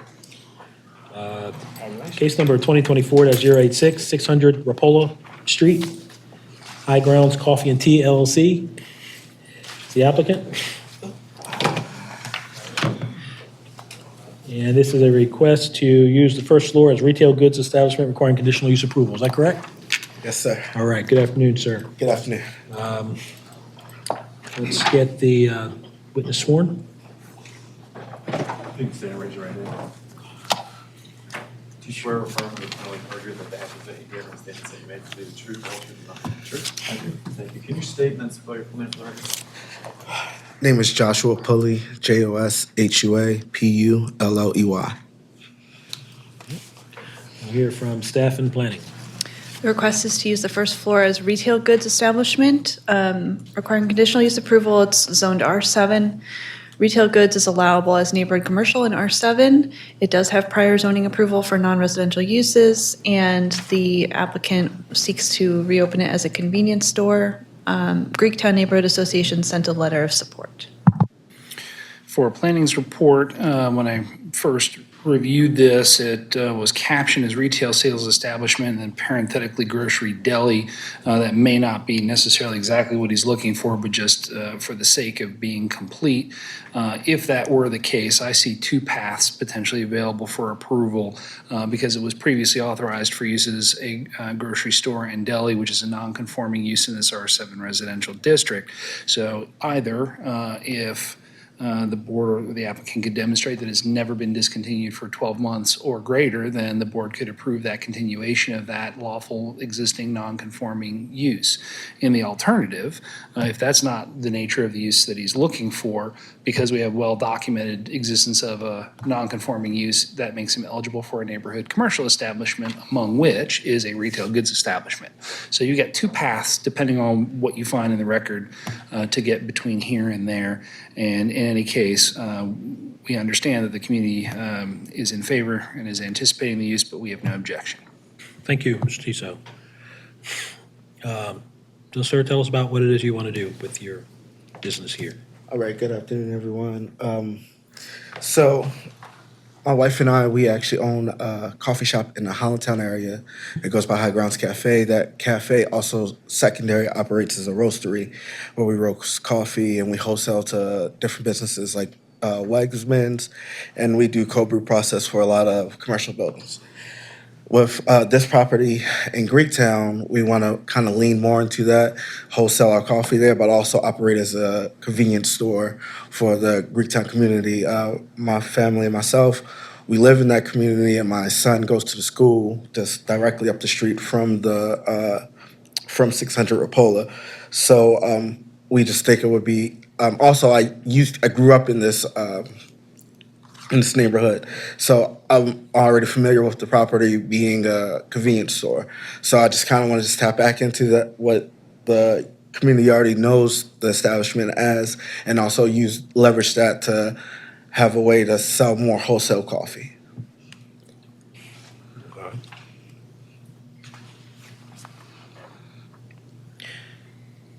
Okay. And I just add, I have a, as already stated, I have massive support from the Greektown Community Association. I also, and just to give a nod to High Grounds Coffee, I also have a letter of support from Councilman Mark Parker, who's a regular at our coffee shop. Good deal. You'll sell frappuccinos and things like that, too. We do. For those of us who like the colder variety, right? It's actually one of our specialties is making different flavor iced coffees. So okay, gotcha. All right, High Grounds it is. Yeah. So, Ms. Witt, in light of Mr. Tiso's commentary, we could do. Well, I mean, it doesn't matter. Doesn't matter. You can do either one. We would have to know when the use was discontinued. Do you know when the previous store closed? So I don't have an exact date, but the building owner, Chris Angelopoulos, he has spoken with me and said 10 years ago. Okay. was the so time, so. Seems like that's not an option, then you'd have to go through the neighborhood commercial. Establishment. Yeah. Okay. All right. Property certain qualifies for neighborhood commercial establishment. It obviously had prior zoning approval for a non-residential use, like a business use as a grocery store, right? All right. Okay. Well, conditional use. Any questions for the applicant? No? No questions. Okay. Would the establishment, location, maintenance, or operation of this use be detrimental to or endanger the public health, safety, or welfare? I think not, on the record. Probably improve it greater, get people to slow down, have a coffee or frappuccino, or a varietal flavored iced coffee. Would the conditional use be precluded by any of the law? No, the record doesn't reflect that. The authorization contrary to the public interest? No, it's absolutely consistent with the public interest. Would the authorization be in harmony with the purpose and intent of the code? Yes, I believe the record demonstrates that it would be. And also, under Schultz v. Pritz, the record does not demonstrate that any adverse effects of this conditional use, if any, can't think of any right now, but whatever they might be, they certainly wouldn't be above and beyond those inherently associated with a coffee shop, wholesale sale of coffee, a retail goods establishment, irrespective of its location within the zone. So I'm a yes for this application. I'm also a yes. I can be a yes. I'm a yes. Also a yes. Thank you, sir. Thank you guys so much. Appreciate it. All right, good luck. And happy belated Father's Day. Thank you. 2024-0875 South Broadway. Betty Fouché? I'm close. Very close. This is a request to use the premises as a multifamily dwelling with 5 dwelling units and to install a fence requiring minimum lot area, off-street parking, and rear yard variances. Is that correct? That is correct. All right. Let's get the witness sworn, please. You swear or affirm on the ballot perjury that the answers that you give and the statements that you make will be the truth, the whole truth. I do. Hear from staff and planning. All right, there's a lot going on here, so you'll have to bear with me. So just for the board's knowledge, not me, I wasn't here, but the board approved this exact request in 2020 on the consent docket. So we don't have any findings of fact or conclusions of law to help us out here, but we did approve this request. The request that was submitted to us is to use the premises as a multifamily dwelling with 5 dwelling units. So here are the variances as we see them. Minimum lot area, 2,425 square feet is required, 1,995 square feet exists, would be a variance of 430 square feet. Off-street parking, we'll go back to this, but 5 off-street parking spaces would be required for 5 dwelling units, 0 proposed. This building as built takes up the full lot. So it'd be a variance of 5 parking spaces. And then rear yard, 10 feet is required in the it's OR1 zoning district. 0 feet is proposed for this structure at the rear of the property, so it'd be a 10-foot variance for that rear yard. There are a few questions here, some of which planning's memo gets into, but I'll raise them also. The use here, there was some, I think, back and forth between a planning staff member and this applicant about the use, whether it's going to be actually a multifamily dwelling or a residential care facility. That's one question. What is the actual use? The use that we have on the application is a multifamily dwelling. The second question is, what is the prior use of this property? From time to time, we get properties like this that may have changed hands a bunch of times, may have been vacant for a period of time, may have gone through foreclosure in the past, and the use history just becomes very murky. We don't have a zoning card for this property. So it's unclear what the zoning history of this property is. what we have in the electronic records is a place of worship, and it's unclear about whether there's also a dwelling unit above the place of worship. We know that there was a place of worship use permit issued. So the reason that that matters is that if it was a place of worship plus a single-family dwelling, then this would be a residential conversion from a single-family dwelling to multifamily. In this zoning district, that is allowable. The board can approve a residential conversion, which is not usually the case. We can approve it in the office residential zone. But then we get into the requirements for residential conversions. There are certain minimum square footage requirements for each dwelling unit that are in the code if you're going to convert a single-family dwelling to a multifamily dwelling. And it starts at 750 square feet, being the smallest amount of square footage you can have per dwelling unit for a one-bedroom unit. The application has a 3-bedroom unit, a 2-bedroom unit, and 3 studio units that are only 430 to 450 square feet. So that wouldn't fit within the residential conversion standards. That's where I'll leave it for now. There's a lot going on here, obviously. And I'll let Eric give his report, which I hope mirrors mine. Yes, and more. So this is one of those cases of the more I look, the more I see. And we did exchange some emails. So again, if we're just here for 5 dwelling units, what do we do with that? And I can look for the exact plan number, but just out of curiosity, I went back looking through some of the permit and plans history for this property, trying to corroborate some of the uses. There was a 2016 plan set that was submitted, which I can dig out of the Teams chat on my phone momentarily, but I looked at the demo plan set that was proposed in that case because it would give us a clue as to what the building's internals looked like, at least at that point. And in the upper floors, there were several what looked like bedrooms with individual bathrooms associated to be demoed to open up the wall spaces. So it's plausible that it was at least set up for multifamily. Whether the use was lawful or not may be a separate records question, but it looked like at least that was in part the case. So the property is in OR1 with an RMU residential mixed use overlay. It's also within the Washington Hill CHAP local historic district. So in speaking with Eddie Leon, who's our preservation planner for this area, he's aware of this applicant, has been speaking with her on and off since I think he said 2018.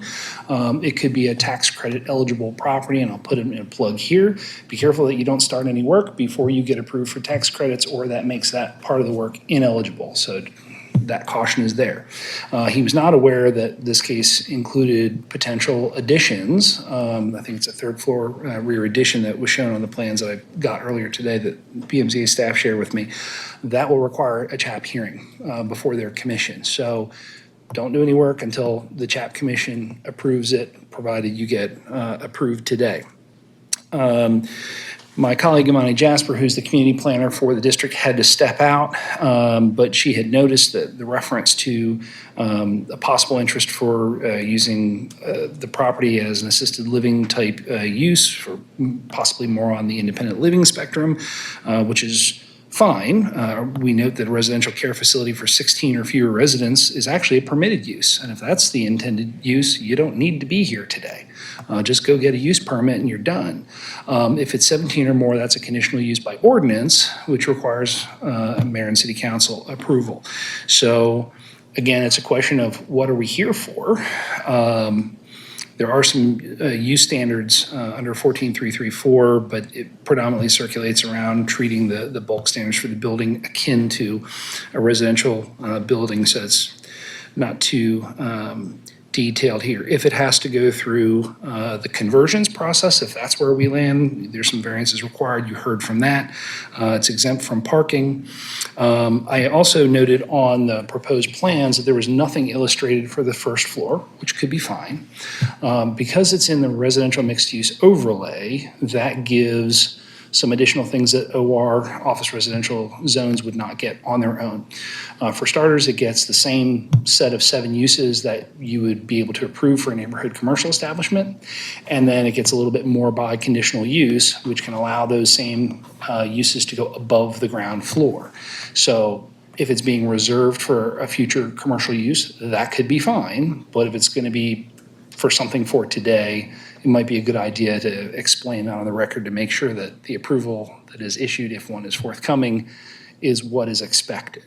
In any case, planning doesn't have any objection to the appeal in either case, whether it's for 5 units or whether it's for a residential care facility for 16 or fewer. Just be clear about which it is to make our life easier in administration. And with that caution that CHAP approval will certainly be necessary for the proposed exterior additions, certainly, and possibly interior. I'm not a preservation planner, so carry on with Eddie on that. Happy to answer any questions.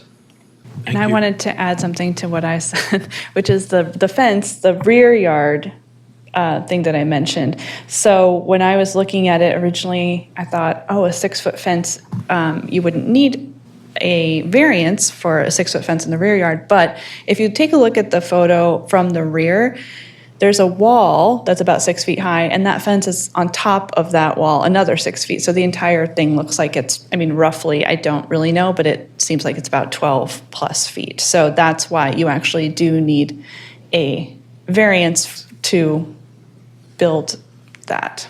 Thank you for mentioning fence. The alley gating potential request. Again, the more you look, the more you see.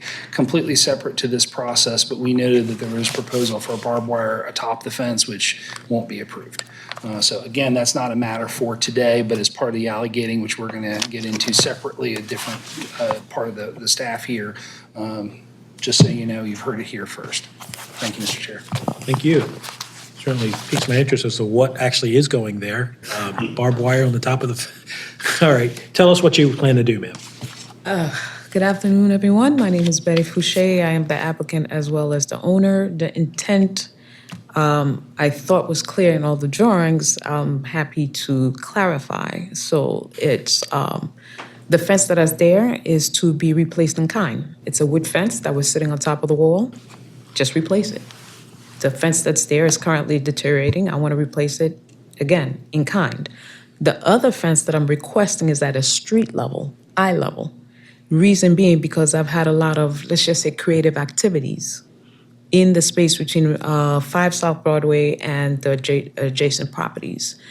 A lot of, again, creative activities. I don't want to be descriptive, but activities that keep me up at night. I had cameras set up to reduce that, and it has slowly but surely reduced it, but it's not. It hasn't stopped. There's been a lot of illegal activities there, not to mention some of the other cohorts, feces and things that are people being creative after a long night of drinking, consumption of alcohol, and what have you. And after taking a painstaking amount of time to do the maintenance, I'm requesting that fence. Barbed wire because people are very creative. Once again, I would not want to put that into the request were it not for the creative ways that I find that people are being in, especially now during COVID and the pandemic, people are, squatting in other people's properties and so on and so on. The creativity is beyond my consumption. So this is why I asked for that barbed wire to be put. If that's not acceptable, that's fine. But the idea is there are 2 fences, one existing to be replaced in kind and one proposed, the alley gating, to reduce all the amount of creative activities to happen in between the properties and create, a safe space, because I've an untold amount of times, which I share with Ms. Imani, there were people that were exposing themselves. Okay. Sexual parts, and there's children right there. And I'm tired of looking at it. And I'm sure the children don't want to see it. So as a good neighbor, I'd like to prevent further activities, as said, by imposing this fence that obviously the fire department would have keys for it, because if they need, access, so on and so forth, just to control the level of activities there. It is excessive. Okay. And may I also say, I'm not sure why Mr. Leon was not aware of the 3rd floor, because he had the same plans. Hold on. Could you just tell us what it is you're seeking to use the property for? Is it a 5-dwelling unit? Is it going to be a residential care facility? It's going to be split up to 5 dwelling. The previous history I don't have. I bought the property from a bank was a foreclosure. Okay. I've heard a lot of histories. I heard it was a church. I've heard of a lot of things. Apparently, it was vacant for some time. So the idea is with the 5 dwellings, to use it as an assisted living care facilities. That's your 5 intent. Right, that's So the it's going intent. to be run as assisted living. Right. Okay. But for the purposes of me to conclude my financing, just so I can put that out there, it has to read as multi-use, because otherwise it creates a problem. I'm not sure I understand what you're saying. It's one and the same. 5 units tied to a multi-care facility. So Well, it'll you be a could- multi-care facility with 5 separate units. Okay, well, what we need to know is what it is you intended to use it as, what the use is. If it's going to be a residential care facility. Correct. That's helpful. You don't need to be here for us. There's no approval you need to get My from us. understanding, I had to do a zoning variance, or else I would not have, So submitted all For the this fences, paperwork. maybe. Right, possibly for the extension, the rear addition and the fence, that variance obviously is separate from the use. Some of these variances are related to the use as multifamily. But I'm just a little confused about the statement of the extension. So I'm using the space as is, with the exception of an additional 200 square feet that still falls within, it's basically air rights that fall within the shape of the building. So you're not adding to the building? I am adding to the building, but it's within the confine of the building. The building is 3 stories tall, and it will remain 3 stories. But there's a rear addition on the 3rd floor, correct? Correct. Okay. That's just a bedroom, that's all it is. It doesn't affect what you see at the street level. You only see it, you can't see it, it's in the alleyway. It's in the private alleyway that adjoins 5 South Broadway and 7 South Broadway. So it's not even visible to the public. I think, let me take another look at the plans. If it comes out to 10 feet from the rear lot line, then it would still require that rear variance? Doesn't. It doesn't, okay. It doesn't. All right, I will take your word for it that the addition does not require a variance. That structure, though, I think the board might need more information on, because what we see currently existing looks like, and you could tell me, it looks like a brick wall that goes kind of around the perimeter of, right, the perimeter in the rear, and then a fence on top of that, correct? Like a wooden fence? That's Okay. How high would you say that both of those together, the wall plus the fence, go up? I think it might be 24 feet high, but again, I 24. bought it as is. Right. And So when you bought it, then that rear structure was non-conforming, meaning it doesn't conform with the code. So that means that you can repair it, but you can't tear it down and build another thing that looks just like it, basically, because it's non-conforming, without a variance. And when you say I can compare it, Sorry, repair it. Repair it. Repair it, yeah. well, how much of it can I repair? I'm sorry, I don't mean to be coy. Maybe Eric can hop in here. Yeah, so, and just to perfect the record, I mentioned a plan set earlier. I'm looking at my notes. It was plans number 2016-2910, just to perfect the record on that. So yeah, when you have a non-conforming structure, you're able to repair it. You can, for example, if you had damage because of a fire or something, you could replace the fence. It just can't change in dimension. So replacing the material is okay as long as it's the same fence. Now, if you're changing like chain link to make it a solid opaque wood fence, that might be a problem because it's not the same fence. But new material is not the problem. It's just changing the extent of that thing. You can't modify it beyond what it is now. So I'm looking at a picture of the existing structures, just so that I can clarify what you're trying to do. So brick wall, wooden fence, and you're just looking to make it Replace the exactly fence. the same, Replace the fence in but kind. just since it's a fence Well, in it's- disrepair. Correct. It's weathered. It's been exposed to the Yeah. elements for some time. So part of it already, there was a windy day or something, part of the panel came out, so I had to immediately replace it. It's, it's a safety concern. So because it's all weathered out throughout, I want to replace the entire fence. And so, Mr. Tiso, does that fit what you're describing? So it's a wooden fence, it's in disrepair, she's gonna replace it with an identical wooden fence. That should be fine. Okay. Correct. Great. I have a couple questions. Mr. Teaser, you said that there was nothing submitted for the first floor? Not in the plans that I saw, which could be fine, because in, the OR1 and/or with RMU overlay, you could have a potential commercial or different use on the first floor. That's fine.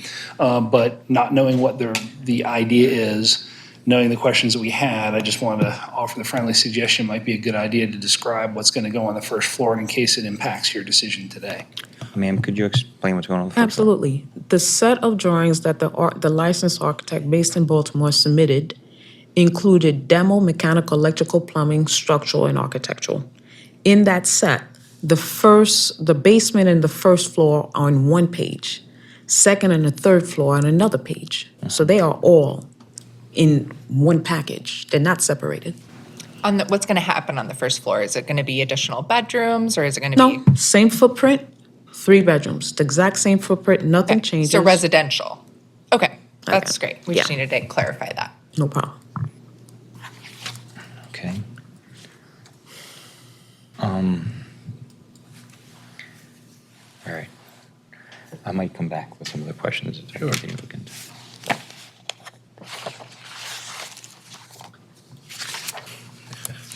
So, Ms. Witt, remind me, what is it we're deciding here? Okay, so, the request is for a multifamily dwelling with 5 dwelling units. And it requires the lot area variance. It also requires the off-street parking variance.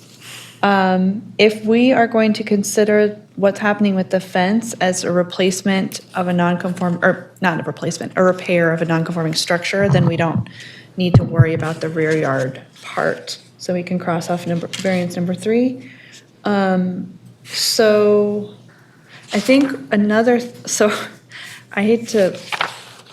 I'm just bringing up something I already brought up. This is not a new thing. But under parcel, this printout from the city's electronic information. Like I said, for these kinds of properties that have been vacant for a long time and that we don't have a zoning card for, it can be difficult to figure out what the last legal use was. But what CCE, this is what our electronic system is called, says is the land use is place of worship, if you all are looking at that.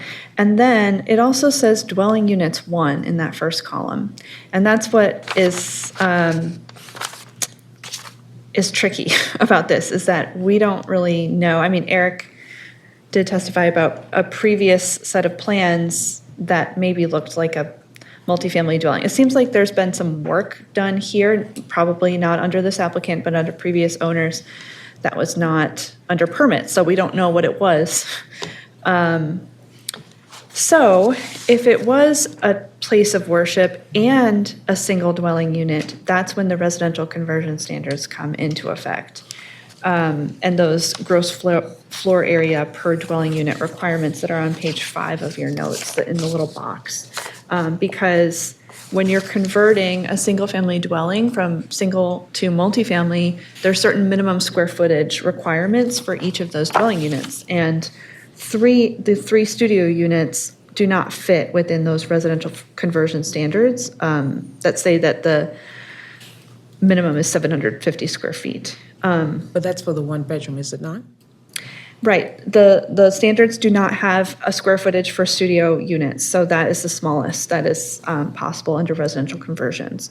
So that is, I think the board has treated this as something that you could get a variance from in the past, but we would have to go through the variance standards on that. Yes, so under our prior zoning code, there was an efficiency unit, but in practical application, the only difference between an efficiency unit and a small 1-bedroom apartment in some cases was a single wall.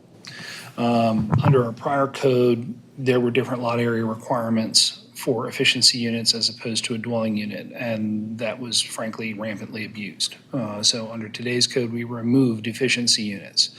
Now, if this were a separate building, if it was new construction, there wouldn't necessarily be anything stopping you from building a small unit, provided it met all the building code requirements. However, when we're looking at a conversion, again, trying to ensure that there's a difference between new construction and cutting up a building. And this has been a concern for our communities for decades now, all the way back to, I think it was 1998, when it was first created as a conditional use to approve conditions. So the idea of setting a unit gross square footage requirement was added to the code. And that number changes based on whether it's 1, 2, 3, or more. So that is the reason why that number was chosen. It is something the board can vary, provided you can meet the justification for that variance. Mr. Tiso, is the idea of a dwelling unit, is that defined, like, how do we define that? Does it have to have like its own kitchen, bathroom, and bedroom? Yeah. Is that sort of? Yeah, that's defined in the zoning code, and I think that's what we see here from the plans that I've seen. And I think we might have a case here of the tail wagging the dog. We want an assisted living facility, right? For financing purposes, and we see this from time to time where the banks want certain magic words to be used. And words mean things, especially when you're reading from the zoning code. Sometimes we use things different than average speech. So I'm guessing what probably will make the most sense here, just to end some of the brain trauma, is to approve an assisted living facility with 5 independent units within it, because that may include the magic words that you need for financing, but the use that you want is a residential care facility for 16 or fewer. That's what zoning would call it, right? Again, coincidentally, those 5 independent living units may meet the definition separately. Should somebody in the future, if the building is sold, want to make it 5 units, they can apply for that, and maybe coincidentally, they wouldn't have to change a thing. That could be fine. It's just that an identical floor plan based on the use has implications for the size, the bulk requirements. If it's a conversion, it requires this. If it's not, it requires that. Pick a lane. I think the path of least resistance is calling it what it wants to be. Residential care facility with 16 or fewer residents. And the description in the board's order may note that there's 5 independent living units here, which may help the applicant's business needs. Again, you can evaluate that how you will, but I think that's really where this wants to go. I mean, there's no question that you're seeking to operate an assisted living center. 10 units and less, 10 beds and less, yes. 10 beds or less. Our code says 16 or less, so yeah. Yeah. So just to read the definition, it means 24-hour medical or non-medical care of individuals in need of personal services, supervision, or assistance essential to sustain activities of daily living or to protect the individual.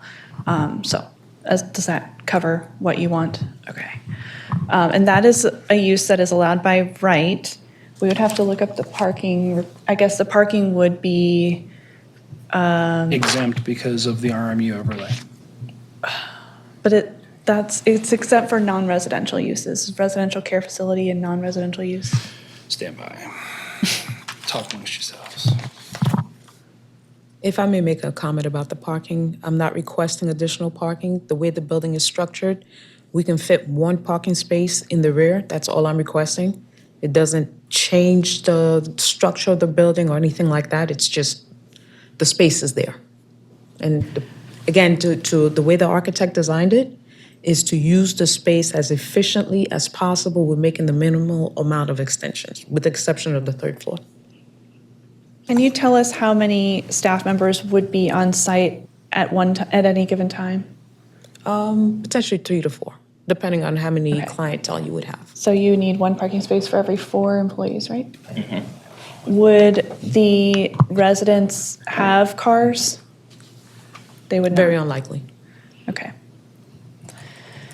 And the street parking is very easy as well. So it's not, you're looking for parking for 3 hours. So I've sorry to break in. I think I can stand by my, nope. I should know not to challenge a lawyer. Or me specifically. Yes, even more. No, I think residential care facility is considered a residential use, I believe. Let me go find it. It's in the name. Do you have the book open to the table at the back? Because you can find it faster here than I can. Just check in when you figure it out. Sorry, like I said, it's been, And also the sizes of the rooms meet the healthcare qualifications. At least the minimum requirement.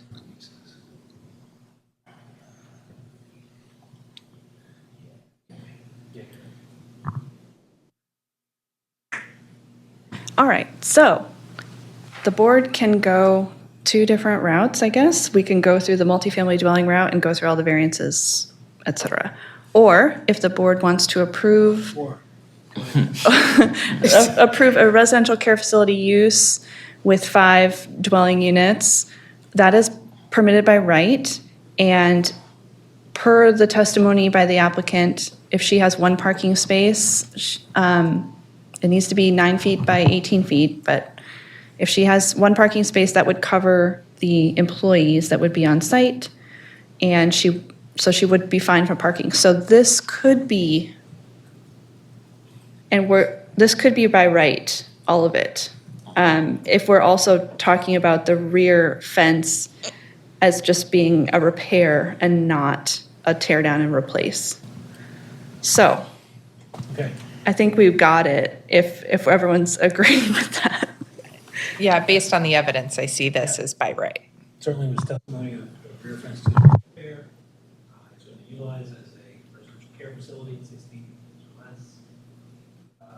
With a total of 3 to 4 employees, which would require 1 parking space, which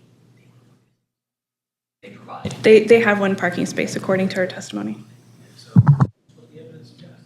So I'm all for your by right application.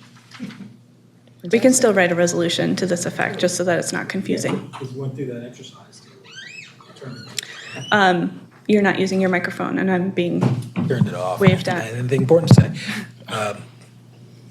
I will just simply state that by virtue of the exercise undertaken here, it appears that the applicant's application and the use she intends can be achieved by right. The applicant has testified that she intends to operate, or that the use would be a residential care facility, 16 beds or less, which is by right.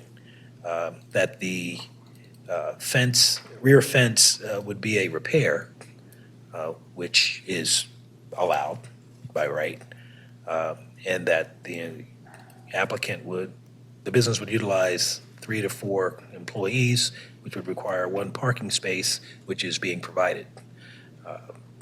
And so the applicant here does not appear to need any approval from the board, but the use is by right. So we welcome that. Okay. So now we have a record of those things. Residential care facility with 5, do we need this, 5, what does it say? 5 units, I guess. 5 apartments. Living units. 5 independent Again, not to put living words, units, let her pick those words. as per the testimony. Okay? I agree with that. Great. The rest So of the you'll board get agree? You'll get a I'm sorry? Does the rest of the board agree with that? Looks about right to me.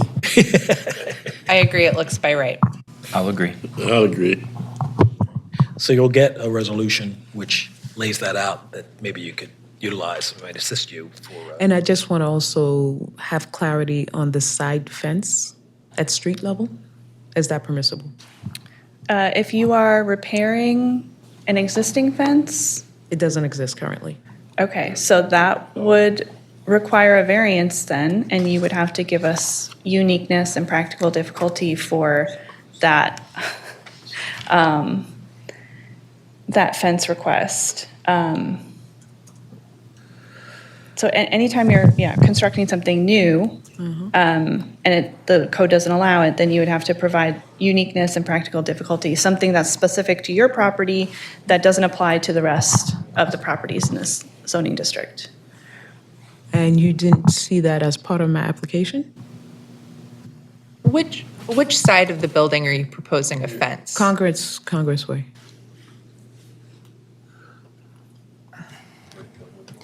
Is the fence on grade? It would be on grade, street level. So it would be like here? Does your building take up the entire property line? The whole length. So where's the fence going? The fence would start about 15 to 20 feet behind the facade on South Broadway and about the same distance on the rear. So you're proposing building a fence that's flush with the building? Because there's no space. Talking about the alley gating? Alligating, yeah. That's not before them, that's in. Oh, I see. Okay, public different. Okay, alley, alley so gating That's a versus- separate DOT approval, that's not a fence on the property, so you're fine. Okay. All right, then back to our prior findings of by right. Okay. Okay, thank you. Thanks so much. Everyone. Good luck to you. Thank you. Okay.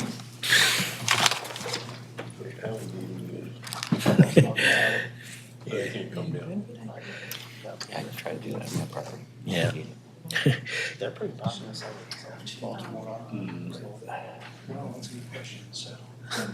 Has a lot of concerns with this. We should try and see. Yeah. Well, one meeting out.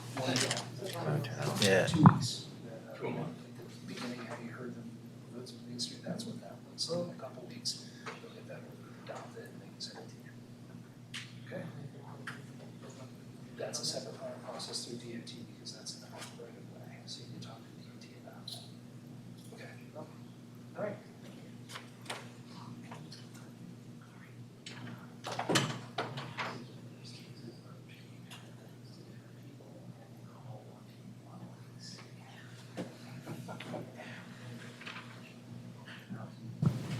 All right, two more? Case number 2024-090, 307 North Exeter Street. Oh, that was postponed. Okay, good. I mean, okay. Case number 2024-091, 107 Club Road. Mr. Zissel, Mr. White? Mr. Zissel and Mr. Weissman will be here today. Okay. This is a request to construct a side and rear yard addition requiring a corner side yard variance. All right. Yes, sir. Get the witnesses sworn. Raise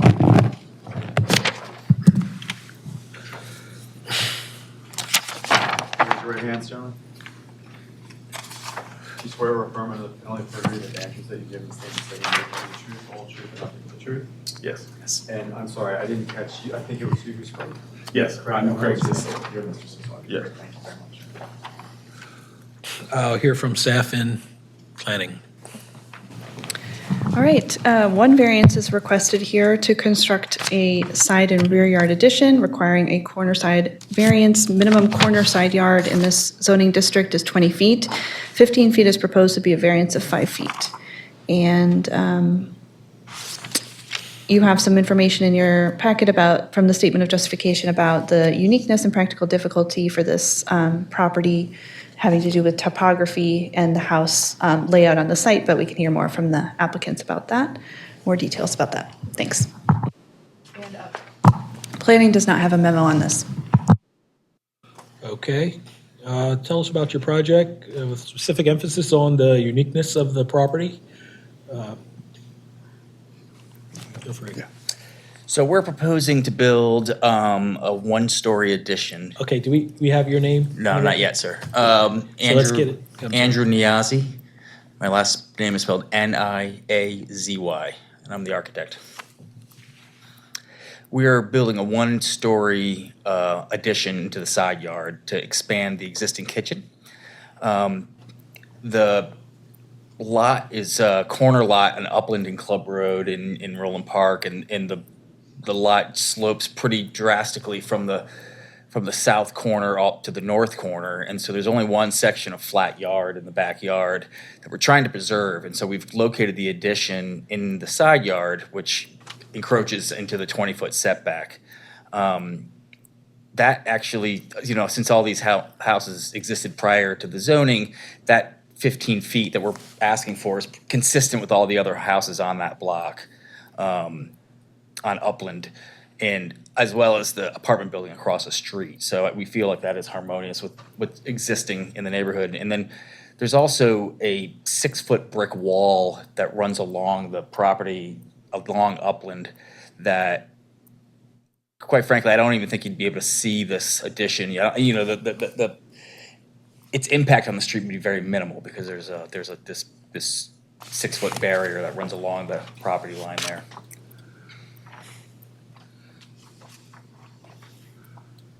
Okay, let's see. So where you intend to place the addition, is your testimony that the slope of the property would not allow you to comply with the 20-foot? Yeah, because the existing house is up against that 20-foot barrier now, and locating the addition on the other side would encroach into the only flat part of the property. The lot is terraced coming up from Club Road. There's several levels where you come in the front gate, 5 steps, flat section, 5 steps, flat section.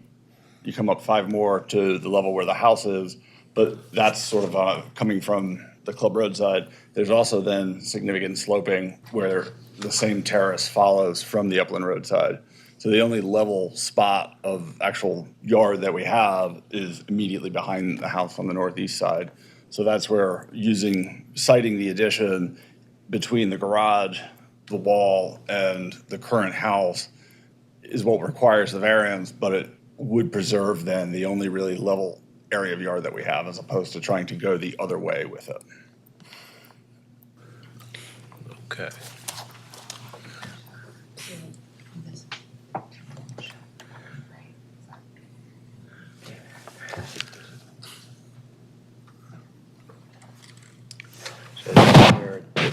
I'm sorry. I always lose my place here, and I can't get it back for the. So this is the 20-foot setback. The hash line. And so everything across that line right there. That's the upland.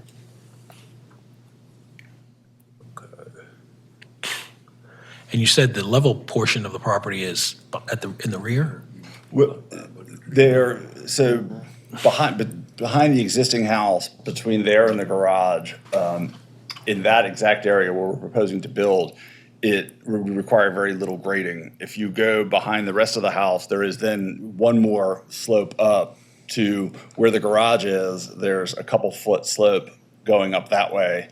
And then that also curves around because it's coming out of that I guess it'd be northeast corner as well. So the grading difficulty of the lot is that even there's one level that the house sits on that's 3 or 4 levels up from the street, and then the property going in the corner away from Upland Road, there's more sloping and gradient that way as well. So is there no place that you could, create this addition and be within the bulk regulations? It would be very difficult. Why? Well, because just because of the way the garage works and where the kitchen is situated in the yard, its kitchen is situated in the house. It is in that northeast corner up against that 20-foot lot line. And so, just a modest expansion pushes us past that. Other than that, we would be relocating the kitchen, and it's an historic home, and it has some very unique character to it. This architecturally just seems to make the most sense to put it in this corner, but that requires the variance, unfortunately. And if I may, so we are on Upland Road, where the last house, our address is Club Road, so we face Club. This is our side. There are 3 houses that are original to the neighborhood as built that face Upland that have similar distance to what we would be asking for. The house that bookends Upland that faces Roland Avenue, it's 4712 Roland. That is a house that was built, a three-story home that was built approximately the same time as ours. And they are significantly closer to the road. They're about 10 to 12 feet from, and that was as built. On the other side of Upland Road from that house is the commercial shopping center that has Petit Louis, Johnny's. So again, that building is within 2 feet of the sidewalk right there. Then the firehouse. Then there's a small two-story apartment building that's set farther back. And then on the corner opposite us on Upland is the Upland Road condominiums, which is a 6 or 7-story building, which again, historic to the neighborhood as built and is significantly closer to the street and lot line than what our proposed addition would be.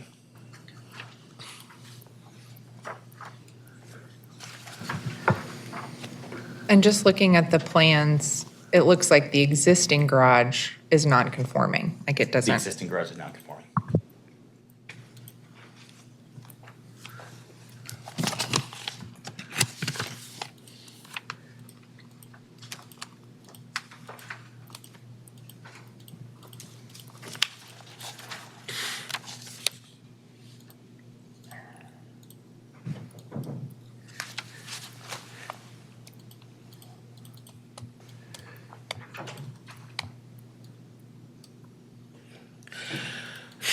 I might defer to you in terms of the uniqueness of this.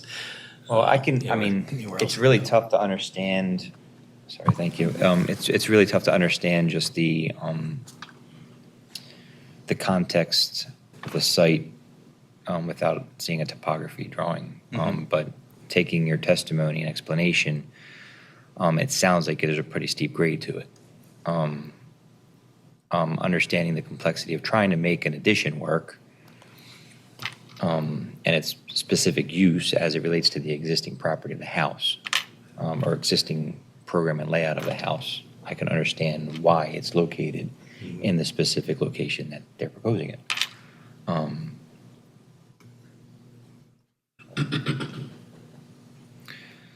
What's the, generally, the purpose of the addition, just to expand the kitchen? Creating a mudroom, a kitchen, and family room addition. Currently, the family room that is part of the home was actually a porch that was closed in and converted at some time, so. And the kitchen itself, the kitchens in these old houses are typically very small, so we're just kind of trying to bring it up to standard, so that's requires an expansion. You mentioned that some of your adjacent neighboring properties have similar additions that encroach into their setbacks? Not even additions, as they're originally were built as close to the road or closer than what we're proposing. Particularly 4712 Roland Avenue. That would be the other bookend of Upland. So we're on Club and Upland, they're on Roland and Upland. And that house is 3 stories and comes within 10 feet of the sidewalk, 12 feet of the sidewalk. Whereas where our property line is, there still would be, the sidewalk with the grass strip on either side.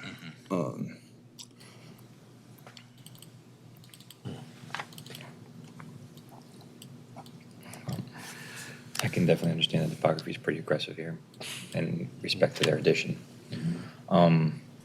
It does complicate the construction. It does make the purpose of the addition kind of pointless, even if they found another part within the bulk regulations to put the addition.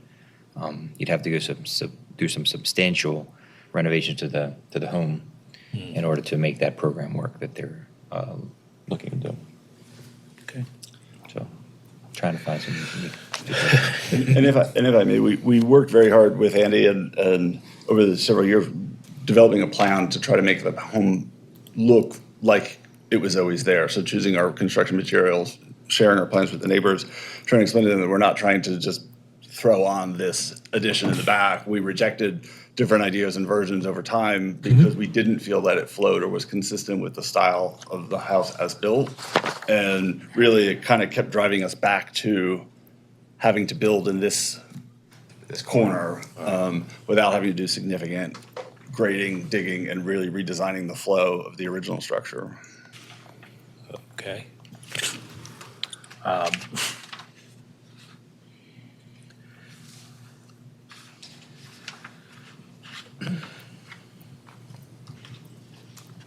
Would placing the addition in another location, albeit the difficulty of it, would that also run afoul of some architectural preservation rules in your neighborhood, or? I'm saying, does it violate any other rules that are existing in your neighborhood? It would not violate any rules per se, but we would have to substantially renovate some of the more historic parts of the house that I think would not be a good thing for this neighborhood.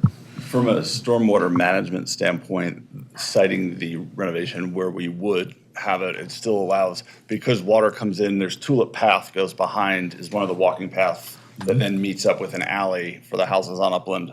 So the water that comes through, when it comes down that pathway, currently is divided between going down the steps of Tulip Path out to the street. A significant amount comes into our yard, and we're trying to preserve the slope and existing land there without having to dig away and do significant grading for fear that any of the water that's coming down Tulip Path from that alley would have an impact on the sort of the property, washing out the gardens, the landscaping.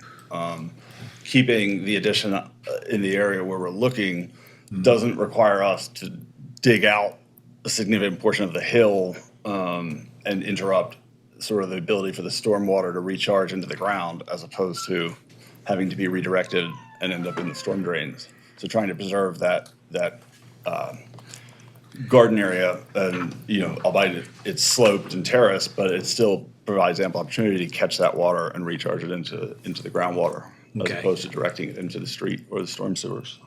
Which would potentially be problematic for the area and the neighbors. And being on a corner, it's Club Road slopes and Upland slopes down, so we catch everybody's water. So citing the addition elsewhere in the other location that it arguably could be, that create additional stormwater management issues. Yeah. Okay, that's helpful to know. Okay, good. Okay, any other questions for the applicants? No. No questions. Okay. All right. Thank you. So question one, which is the all ever-present question, are the conditions on which the application is based unique to the property for which the variance is sought? You're looking for that corner side yard variance. You have some topography issues, some grading, some sloping issues that make the property unique, because really there's no other place to put it. You've just testified about resulting potential stormwater management issues to the extent you put in addition to potentially costly renovation costs, to site it somewhere else on the property. The nature of and by visual, just looking at the slope that you discussed and that you testified about, seems to be consistent with your testimony that there's significant grading there that would really only be reasonable to place it where you've suggested, based on the topography of the property. So it appears that the property is unique. And as a consequence, that presents a practical difficulty in complying with the bulk yard regulations for the corner side yard variance.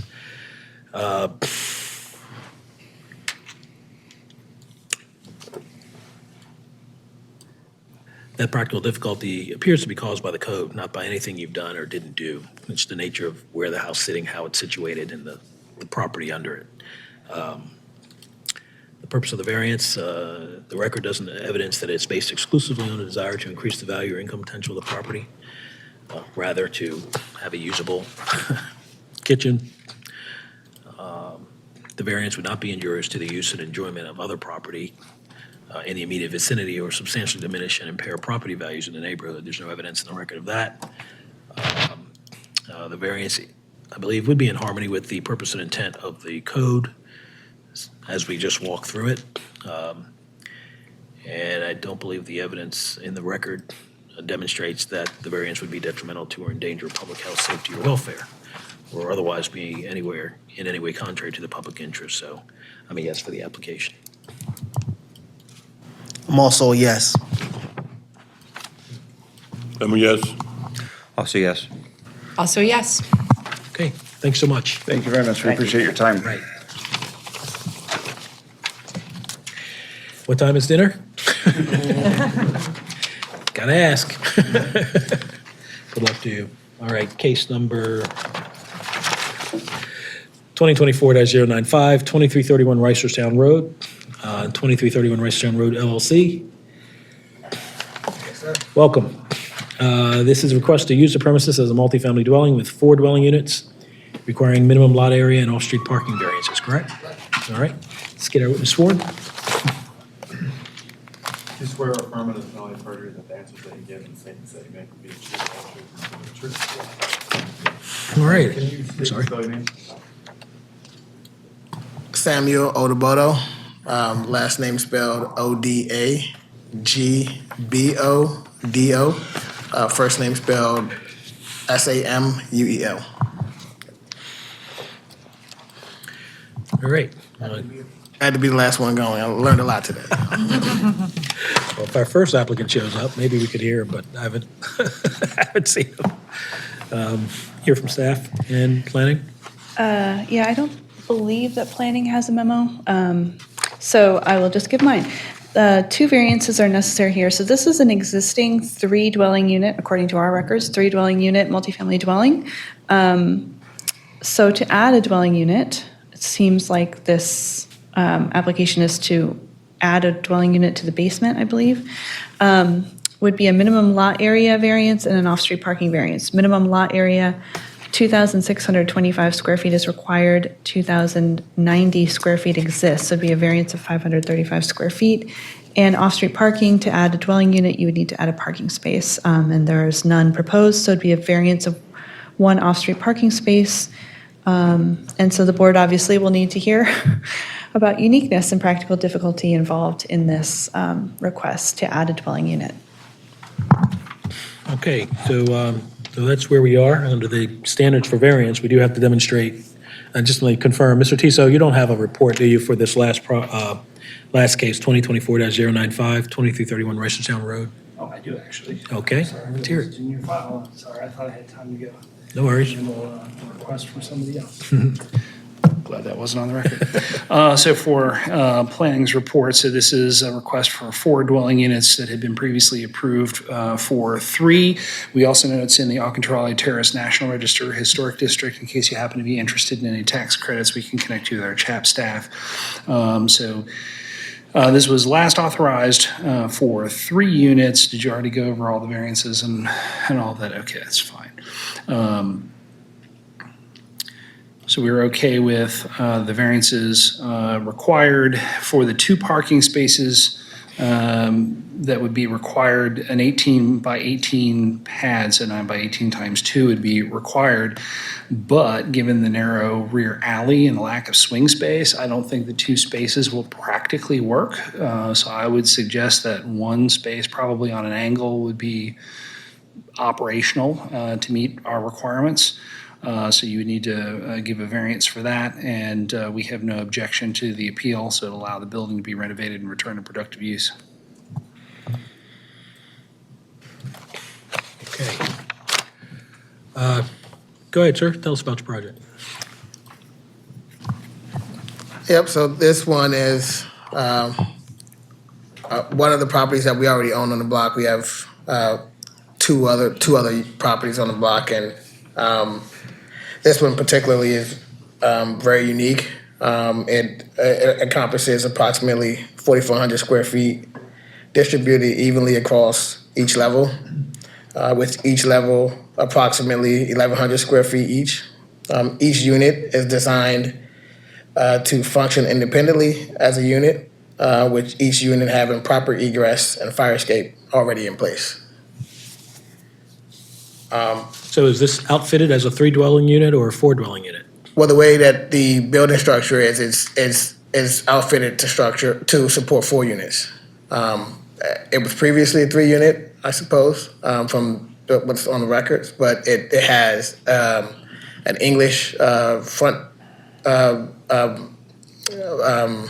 layout, so it does has a existing walkout from the front of the basement, and also has existing fire escape as well, and a walkout in the back of the property. Are there 4 meters? There are 4 meters, but from my understanding, one of them was a public, before. So I'm not sure if it was 4 units there before. From what we just purchased it, so I don't have much of the previous use of it. I'm just going off of what we see in public records and what we understand about the current structure of the space now. This structure seems like it's been vacant for quite a long time. Do you think that's probably true, given the condition? Yes. Because we see in our records that there was some stabilization that the city did of the structure back all the way in 2008. And I don't think there's been a use permit issued since then. So it seems like it was in bad shape back in 2008. The last use permit we have issued is from 85.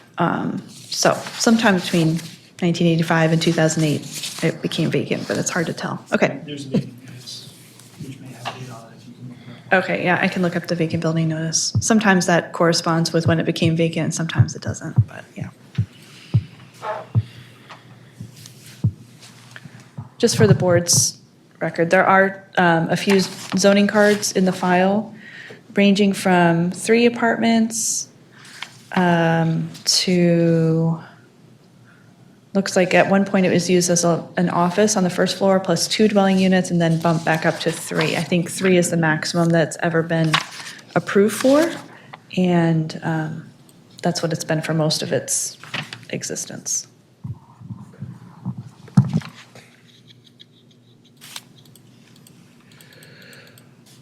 Okay. When you started, you said it's very unique. Yes. From what if you look at the building structure there's about 4 or 5 existing buildings that are similar. But this one is unique in the fact that it has a walkout and what it seems to show as the height needed for that can support a basement apartment unit, individual unit on its own. And so that's what makes it unique, because most properties in that area doesn't have that level of capacity. They don't show they have that level of capacity, the other units. Is it larger than other properties in the area? Yes, it is. You mean larger interior space? Interior space, yes, as well, yeah.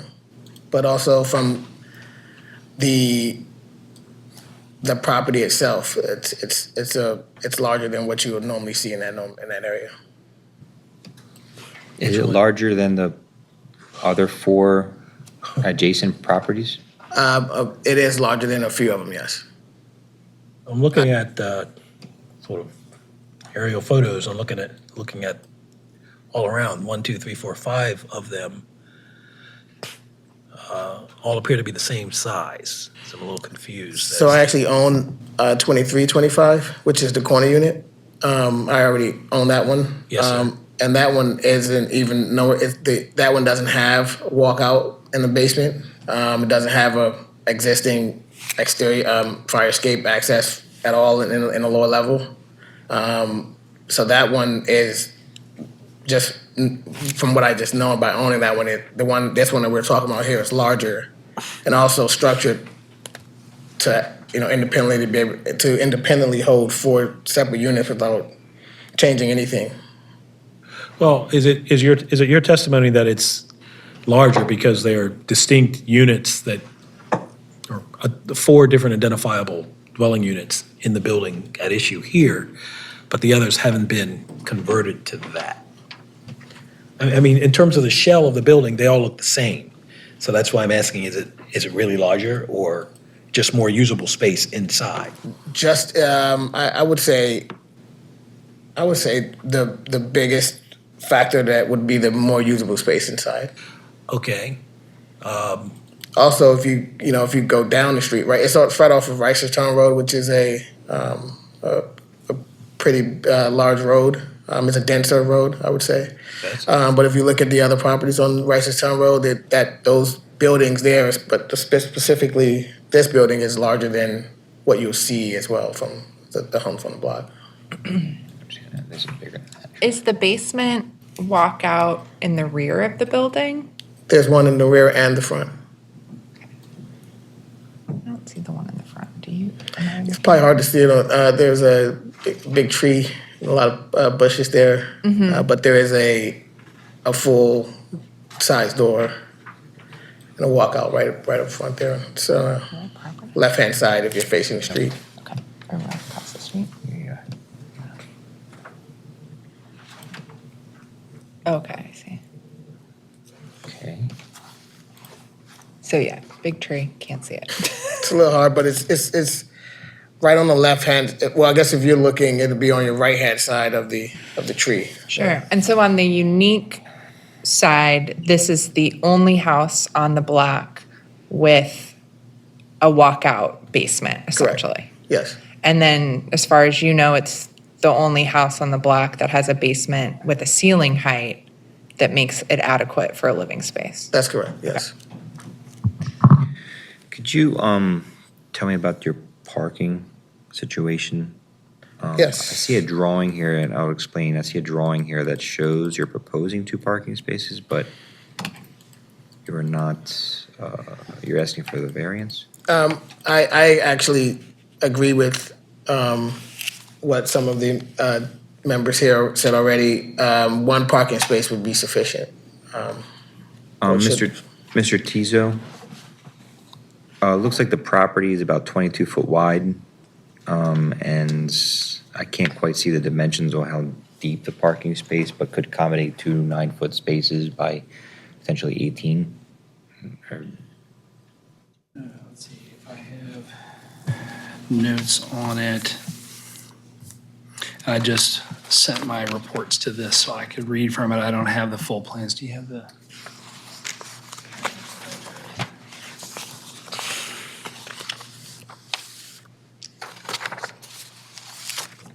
I have something here if you need it.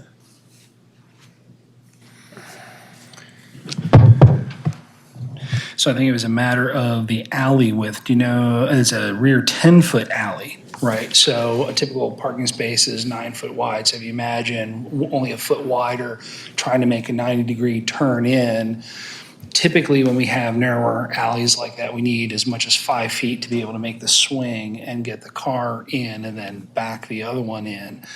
So without a practical widening, and it looks like you're up against an obstacle, they can't set those parking spaces further in. But if there's a way to do that, great. But I didn't think it was able to be done from what I could see, and hence you could probably get 1 in at an angle, but not the 2. Yep. Makes sense. Thank you. So I think Mr. Tisa's report and ours is slightly different because we were looking at it as an existing 3-dwelling unit, adding 1 dwelling unit and only requiring 1 parking space. I think Eric was looking at it more that he's asking for a total of 4. But because this is the way that we've interpreted the code, that the off-street parking requirements went into effect in 1971. So any units that existed before then were kind of grandfathered in. I think this particular structure, was built as a multifamily dwelling, and we have it from 1957 as 3. So we were just considering this to be an addition of 1 dwelling unit for 1 parking space. So if he does have room for 1 parking space, that would negate the need for the parking variance according to how we read the code, but it's not always totally clear. And I concur with that assessment. Yeah, I think when I was writing this, because I'm short a couple of staff positions, I may have done the math wrong in my haste, so I would adopt your interpretation. So then if we're not doing the off-street parking, it would just leave us with the lot area variance then. thought I wouldn't mind it off to have it on record, since there hasn't been much activity on it for a variance for the parking. Sure. Okay, so we no longer need the off-street parking variance. Okay, just minimum lot area. If you can fit one car back there, yes, that is true. Okay. No. Okay, so, which leads me to my real question. It's an existing building, you're asking for 535 square feet variance, minimum lot area. Are you proposing a renovation to the building, addition to the building? No, not at all. The interior space is more than enough to support 4 existing individual units without any changes to the building structure at all. I would have. No, go ahead. So it's not lot coverage, it's lot area. It's a Lot measurement area. of density. So the fact that he's adding a dwelling unit means there's, yeah, you got it. Okay. Clear, thank you.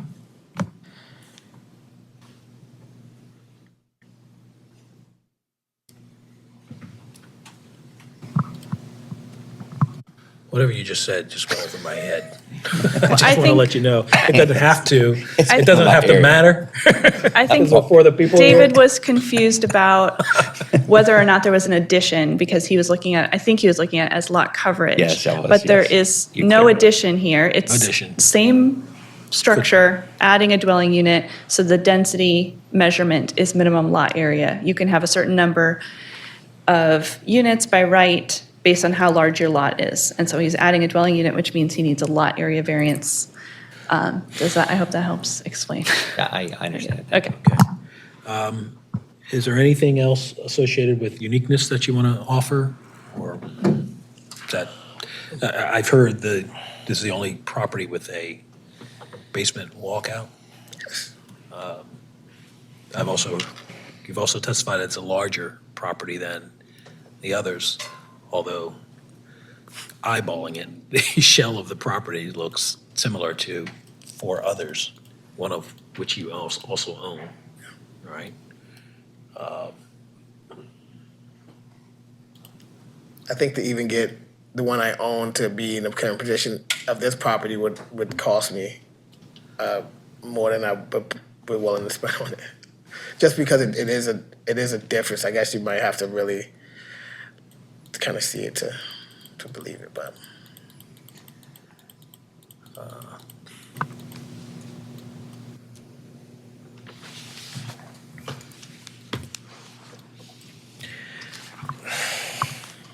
Okay.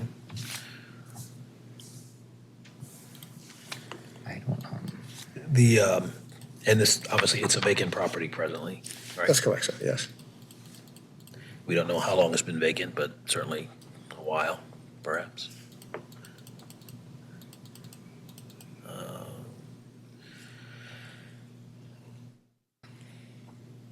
Any other questions for the applicant? So is there a, I'm sorry, I'm trying to find the uniqueness to the property. I Actually, appreciate I that think effort. the chair is trying to also. So the walkout, you're coming out and there's a set of stairs that bring you up to grade? Yes. And that's the only property on the block of the 5 that has that? That's correct, yes, the only one. Every other one do not have the walkout in the front. Okay. All right, well. Looks like something right there. I And think the you trees work for me. blocking it, that's the hard part, but. Yeah. I mean, is that unique? I don't know. Could a walkout be, if somebody wanted to create a walkout for the other properties, could they do that without any, you wouldn't need to add anything, you just. You would need to also dig the basement out to get the ceiling height that this building already have. So maybe this property was underpinned at some point, who knows? But if I follow your purpose of the project, what you're looking to do is you're looking to convert that basement into a unit because you have the opportunity with the walkout there. Is that correct? Is Yes. that what I'm understanding is Yes. happening with the project? Yes, the building will be, in our opinion, it would be underutilized if we don't use the basement as Is a it- existing. Is it one of those situations where, like, it was clear that somebody was already living in the basement? Like To me, I can't. I only can speak off what I can tell. But yes, it looked like it was already used, Like as a, built out? Yes, Yeah. exactly, as a Okay. as a unit previously. So It wasn't. It wasn't until we went to submit the building permit, and then we were told it was actually only a 3-unit, which we then have to get a 4-unit. So. That was after you bought it? After I bought it, yeah. And just because you said you own the adjacent property, is there a current basement in that other property? It is, but it's like a crawl space. Crawl space. It's like the other ones were built as maybe just storage or crawl space So usage. reading between the lines, at some point there potentially could have been an underpin process that happened at this property to create that usable space in the basement, meaning that there's a walkout there. I mean, I'm only stipulating here, but I'm having trouble finding uniqueness here. I'm trying to dig here, but I don't know. Well, I mean, for me, the uniqueness is, while we can't look inside the other houses, and so I'll defer if this is an acceptable way to find uniqueness. But right now, the uniqueness that at least the evidence is presenting is that right now it looks like it's the only one with a basement ceiling height and an access egress that could actually make that a 4th unit, where the other buildings are designed in a way that you couldn't do that without Substantial significant improvements. renovation. Exactly.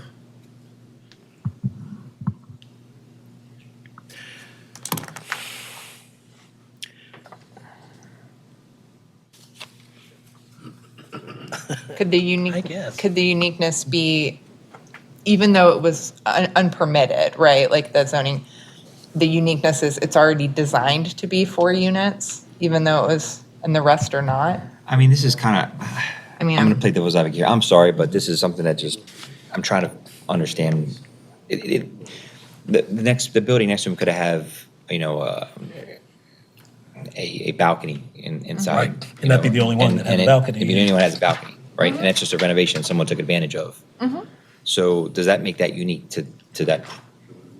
Sure, no, I understand. I mean, I don't see that uniqueness. I don't see it being unique. I think that you, help me out and correct me if I'm wrong here, but I just don't see that having the basement in this row of houses makes this unique in that matter. Yeah, I understand you have underutilized space. But I think that would be the difference. I don't know if that, Ms. Witt maybe can help me out in the definition of uniqueness here, because it's a Well, little I weird in think this you case. you may be having more trouble with the practical difficulty aspect than the uniqueness. It is true, and there's a lot of case law on this topic where the court is saying basically any 2 properties, if you look hard enough, you can find something different about them. But that uniqueness has to be related to a difficulty. And I can pull up the McLean standards that go into practical difficulty, although I think I have them in the handout. Usually prevents permitted purpose. So You can operate a 3-dwelling unit. So the fact that this basement, like per the testimony, has a higher ceiling, that it has this access is unique, right? Because the other houses don't have it, assuming that that is true. But then, is it related to a practical difficulty? Would compliance with the strict letter of the restrictions unreasonably prevent the owner from using the property for a permitted purpose? So is it related to a difficulty? I think this is what comes up, and we've had kind of similar cases all day today, and sometimes they pop up here and there too. It's like, it's not supposed to be uniqueness that leads to a benefit or like a windfall. It's supposed to be a uniqueness that relates to a practical difficulty in using your property. I think that may be where you're having a struggle. So could you, why not use a building as a 3-dwelling unit? Well, for us, the amount of renovation that's going to cost to get this building up to return it back to where Baltimore City would plans are for urban development in the area, it's really difficult without this building being used to its full capacity, and that's one of the main. This is the main reason why the 4-unit is to us, there's some difficulty without the 4-unit building, without the 4 units. So without the fourth unit, would you be prevented from using the property for a permitted purpose? Could you make it work? With regard I to, don't think we can, no. you're saying you couldn't, your renovation, your cost to, rehab or do what needs to be done in order to utilize it as a 3-dwelling unit, you couldn't reasonably do that with just 3 units. It would have to be 4 in order to make, in order to allow you to expend the funds to do that and to get the money back under the 4th unit. Meaning you couldn't practically do the work just to create a 3-dwelling unit property without losing your shirt. Well, then, from there, I think that wouldn't be the maximum use of the space. Well, it may not be maximum, being that it but was- could you, obviously, you'd get more return by a 4th unit. You could get less of a return with 3 units. But I'm saying, is that an unreasonable commercial use of the building with just 3 units, with the amount of cost you would need to rehab it? Well, I would say, one of the key objectives of the Baltimore City, urban development plan for that area is to, really, it's not to underutilizing the space. I think goes against what the overall plan is for that area. What are you referring to? I'm referring just to Baltimore City urban development plans for affordable housing and the redevelopments in the West Baltimore overall. Are you familiar with that plan? In a general sense, as a policy, yes. I mean, we're interested in a wide range of housing types and affordability. So just in rough terms, if this is 22 by 52 on a floor plate, that's 1,144 square feet gross per floor. So we're talking about Reisterstown Road, that if you start looking at what rents would be, and what the board, I think, is trying to get at is, using BDC's words, but for the 4th unit, if you would be prevented, in other words, all economic viability hinges on that 4th unit. And we're talking about a vacant structure that you can see through the rafters from the satellite photo. This is pretty much a gut job, right? Okay. So if there is no economic means to make 3 units viable, that's what the board is trying to figure out. Because if you can make it work with 3 units, it would have possibly been done by now. And especially given the size of the structure compared to the parcel of land that it's on. If you look up and down the Reisterstown Road corridor, these are substantial buildings on relatively shallow lots. So we get into this problem, especially when one does have a full-size basement that has been finished. You've got 3,400 square feet ballpark in just the first 3 floors. You add the basement, you're now at 4,400 square feet, which is larger than my single-family detached suburban home. Mm-hmm. Just throwing that out there. Now make that make sense economically in this corridor. So, I'm not here for the dollars and cents of it. That's your show to prove, but that's what the board is trying to figure out is, obviously there's a public benefit and interest in getting the building back into productive service and all the good things that entails. If you were to knock it down and build fresh, might you have difficulty meeting these requirements? Probably, but you're saddled with the building that's there. So this is where we get all of these walk away, where the value of the building is less than the value of a car. You should have just said it like that.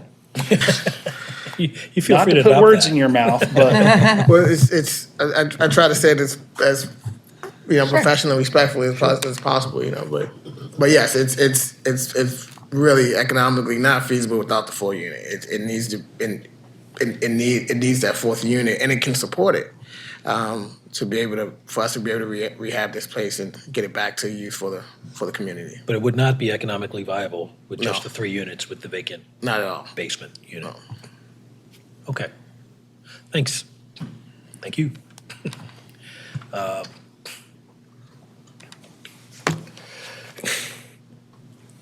So we had talked about uniqueness being, the only property of its type with a walkout basement and one that has again, the feature of a ceiling height and so on and so forth. The practical difficulty, you've just testified that effectively, if it's not economically viable for a three-dwelling unit, that means that the bulk regulations, without the fourth unit, you'd be unreasonably prevented from using the property for a permitted purpose, which is to rent it out, bring it back up to code. My language, you'd lose your shirt by using just 3 units and couldn't get the return that would make it viable to allow you to even do that, to renovate it. I think that's the practical difficulty here.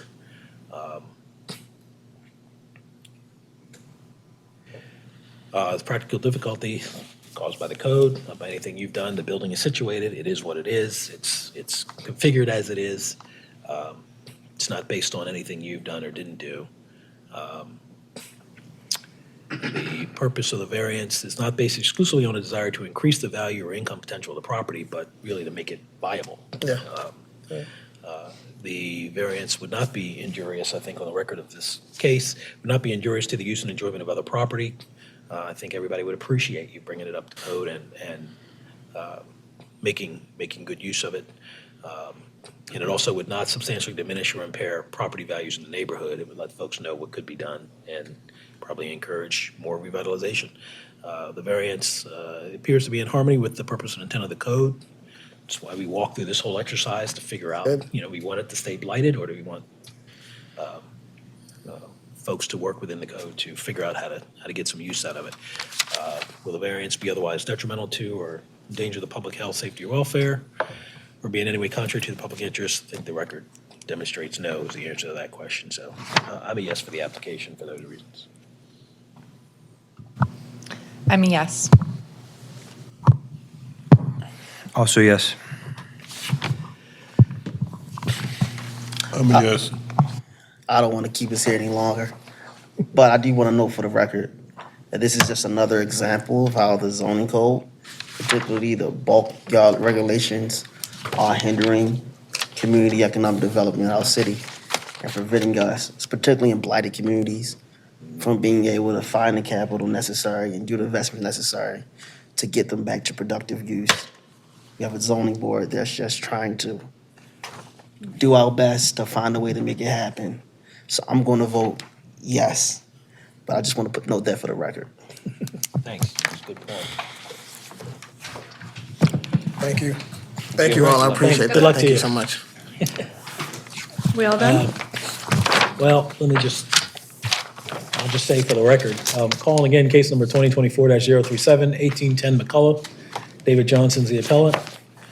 We've not heard no response from the first call of this case at the top of the docket, and doesn't appear to be anyone here for case number 2024-037 at this point, so we'll let staff handle that. That's it, off the record. Off the record at 4:15. Thank you.